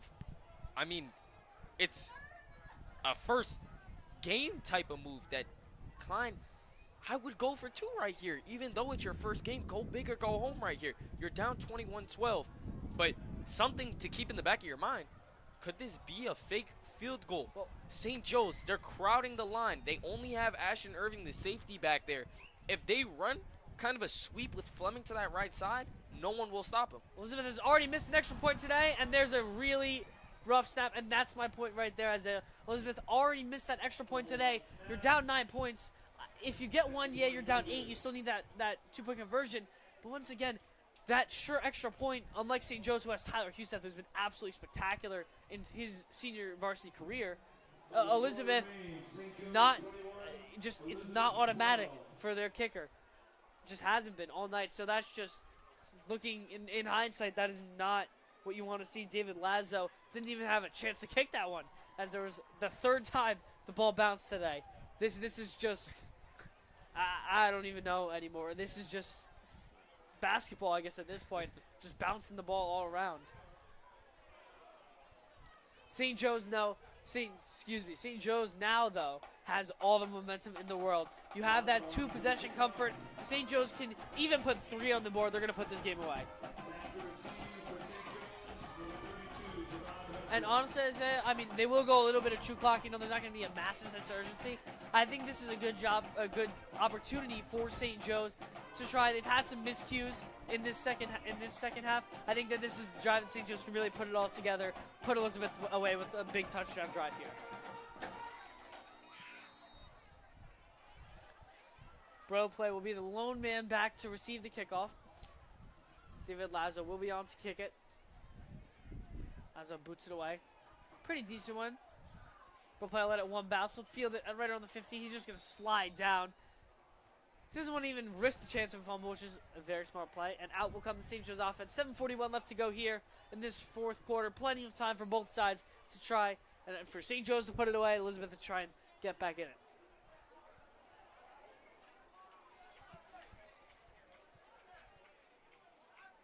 Lazo's kick down to the 20. It'll be 1st and 10, St. Joe's. Scaramuso coming right off that sideline, getting into the play call from Coach Tracy. And we'll see what Coach Bill Tracy has dialed up for his Falcons on this drive. Going to start with a 2-wide-out set. Irving at the top of the screen, Bester on the near side. Hudson and Pierce both in the backfield. He's going to give it to Hudson on the draw play. Javon Hudson trying to make a couple guys miss. Breaks one tackle but can't break the second one. Be a gain of about 3. It'll be about 2nd and 7 coming up for the Falcons. And any type of gain is a great piece of game, Giacomo.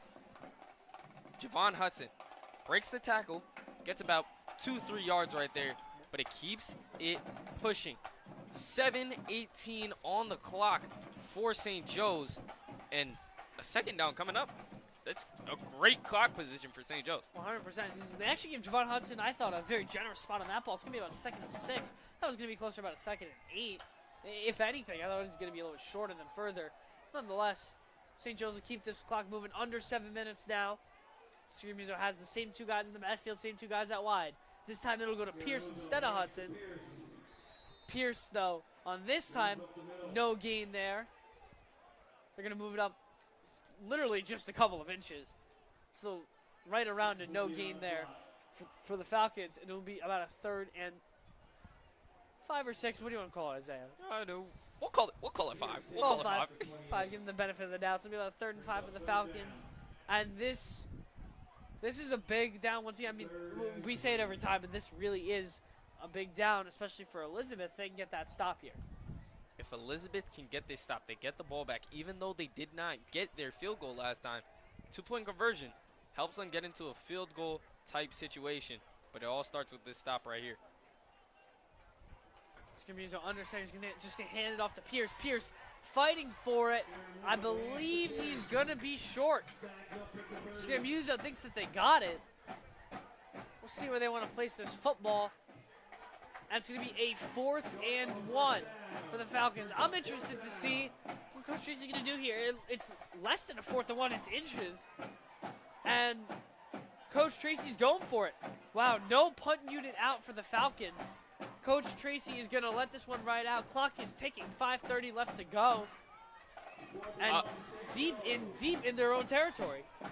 I don't know. I mean, the only time I would say keep your offense on is if you want to try and catch Elizabeth going off sides, which you might have a chance to. But right here, they're going to switch it. It was very, very, very delayed. The offense was out there for quite a while. They were all huddled up. Scaramuso was on the sideline. It looked like for a second, I mean, It's crazy. It seemed to look like they were going to go for it. But nonetheless, they'll trot out Tyler Huseth for the punt. Definitely the smart play there. Clock still ticking, just hit past 5 minutes. Huseth with a very good punt here.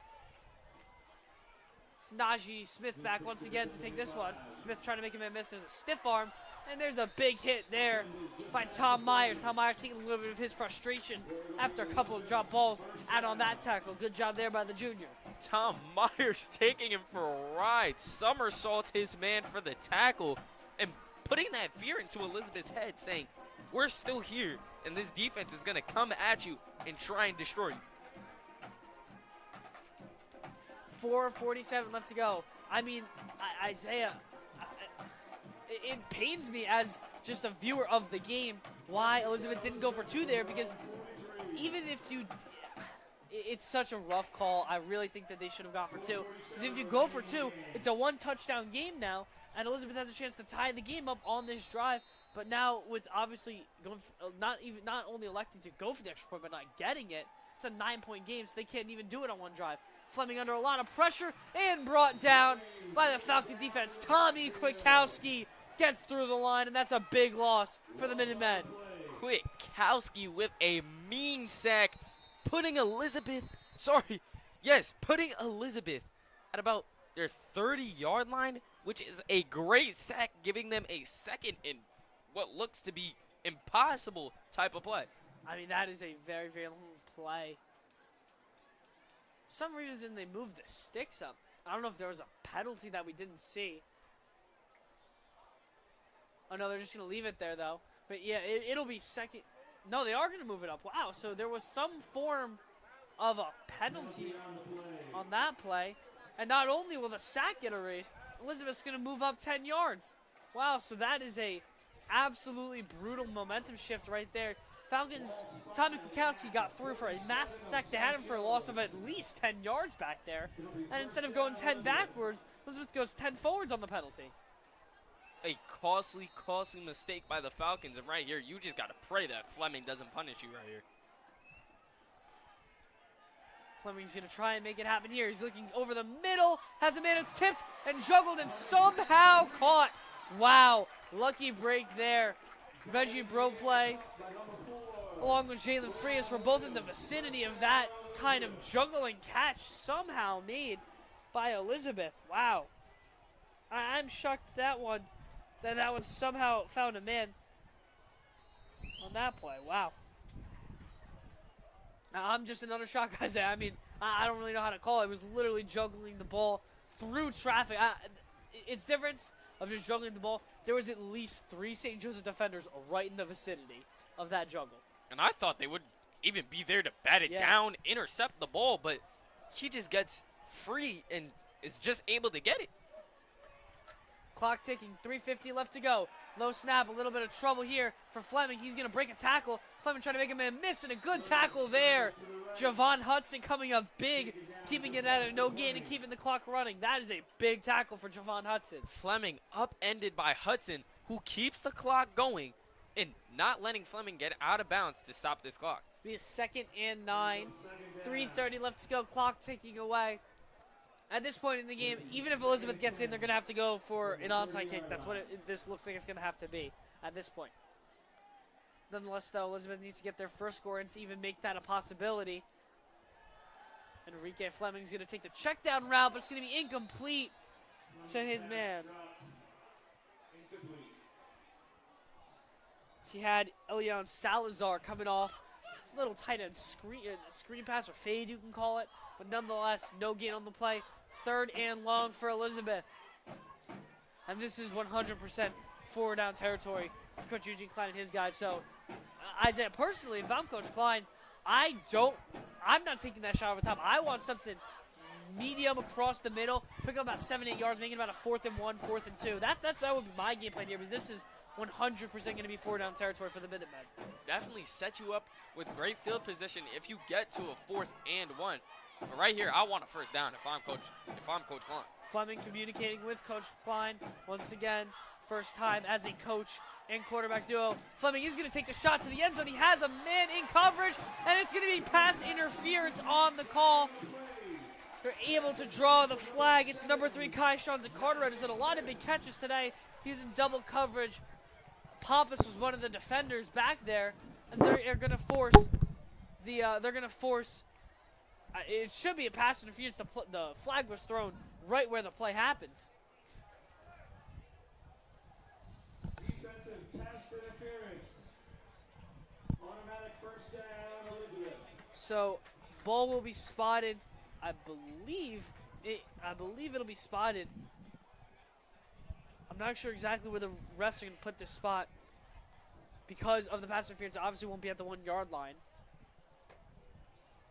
It's going to be at about the 2? I'm a little confused on where. Oh, no, they're going to give it to him at the 15-yard line. Ball spotted at the 15-yard line. So, obviously, in high school, pass interference not getting called at the spot of the foul, similar to college rules. You only get a certain amount of yards. But nonetheless, that is a massive play for Elizabeth. Clock also stops as well on that play. They actually whistles just blow it live here, so they'll start running. 3:04 is what's left before the play is going to get going. We get Freeman with the fresh set of downs. We'll hand it off in the backfield.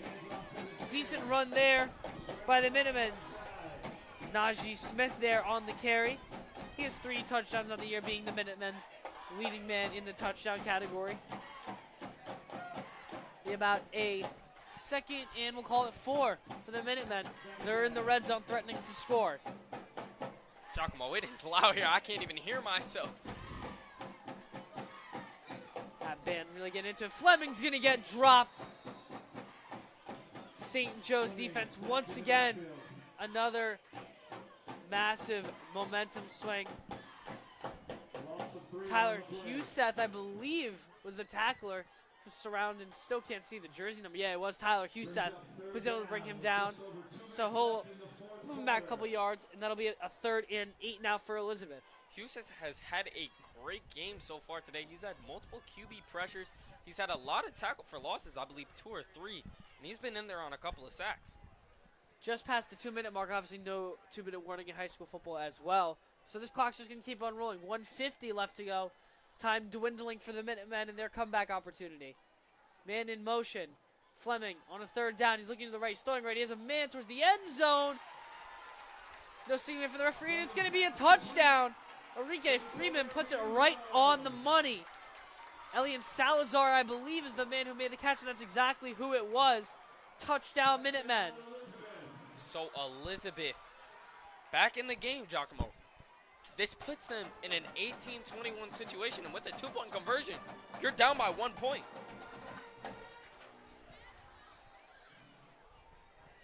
Just like that, it's 21-18 is the score now. And now Elizabeth is going to go for 2. Make it a 1-point game. As they're going to get it, Enrique Fleming will take it himself. But once again, Isaiah, you just look back at this score. It's a 1-point game, so Elizabeth's still trailing by 1. And it's just looking back at that play call, not going for 2, is biting the behind of this Elizabeth Minutemen team now. Giacomo, with that 2-point conversion, like you said, They would be up right now. They would have the lead. and they would be in the driver's seat with 1:38 left. Their defense has been playing spectacular so far, and if you don't get this onside kick, I believe that you still trust your defense to make these stops. And they still have a little bit amount of time. 1:38 is left to go in this 4th quarter. 2-minute drill now. If Elizabeth can miraculously get this onside kick to go, you can obviously see St. Joe's lining up for it.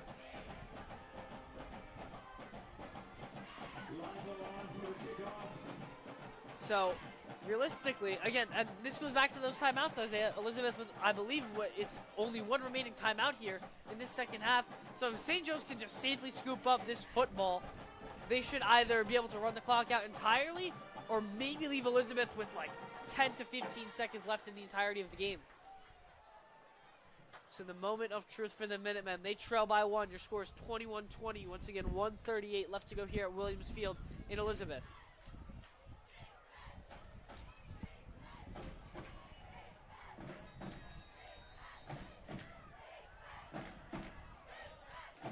It doesn't, I'm not sure.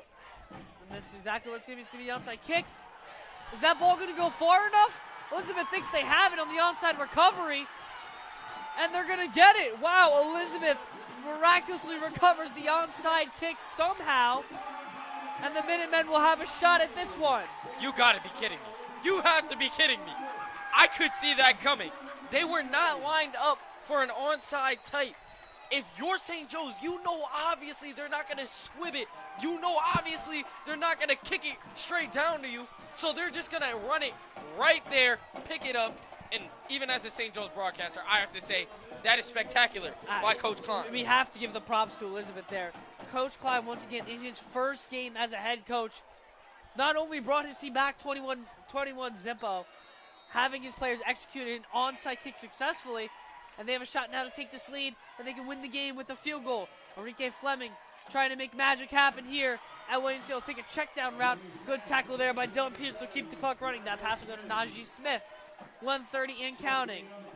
Be about a 2nd and 7 for the Minutemen. Now, Isaiah, if you're St. Joe's, this is where that defensive line and that experience and that seasonedness of the pass rushers is going to have to kick in.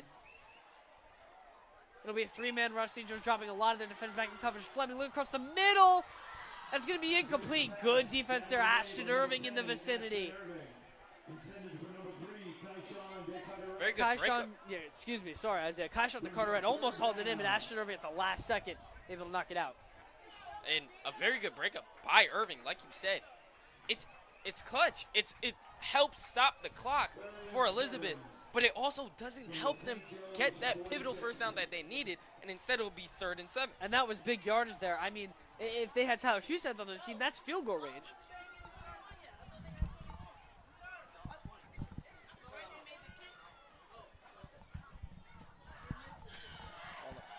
Fleming under immense pressure. Jason Gross trying to get him down. Javon Hudson trying to get him down. He can't. Fleming escaping pressure. Stumbling forward. He's got the first down. Enrique Fleming is making magic happen here in Elizabeth. Enrique Fleming has been doing great. He has not been taken down whatsoever. Takes down Hudson. Takes down Gross. Goes down for the first down. But will it be enough for Elizabeth to get that field goal? 47 seconds. We'll keep you guys as updated as we can on the clock. Almost about to hit the 40-minute mark. And a whistle timeout here. Elizabeth's going to take their last one. It'll be 42.7 seconds left. Will be the mark that we're going to wait with. And wow, obviously we're not going to take our break here with this 2-minute drill. Isaiah, I mean, you and me both in shock here at how events have unfolded. Once again, just going back, Elizabeth did not go for 2 points. So they missed it. Well, let me rephrase. They missed their first extra point. So it was 6-21. Then they scored another touchdown. They elected not to go for the 2-point, and they didn't get the extra point there as well. So that's 2 points already that they missed on. Then they put the touchdown in. They get the 2-point conversion finally, but you still lose that 1 point. So they're trailing by 1, and they actually took 2 seconds off the clock, so it'll be 45 remaining. So St. Joe's, by the skin of their teeth, is holding on to a 1-point lead with Elizabeth having the football after getting a successful onside kick. Oof. Fresh set of downs for Enrique Fleming. Line is spotted just inside the St. Joe's 40. Fleming in a shotgun formation. He wants to throw it. He's looking deep. He has a man on the left side. He slips. That's going to be incomplete. Lucky break there for St. Joe's. Jacob Pappas there. He made some pressure on Najee Smith, who had some space. It looked like a little bit, you could say, of a miscommunication between quarterback and receiver there. I think Smith didn't want to test Pappas over the top, so he kind of settled for a little bit of a shorter game, and Fleming underthrew it a little bit. Not the worst thing in the world for Elizabeth, as the clock will stop with 39 seconds left to go here on 2nd and 10, but no gain on the play for the Minutemen either. Fleming will have a man in motion to see her coming into the backfield. It's obviously going to be a pass. Fleming is looking quick on that left side. Good defensive play there by St. Joe's. I believe it's incomplete, and that's exactly what it was. Jacob Pappas comes flying in. We've mentioned his speed so much on the broadcast, and that little extra second, or that split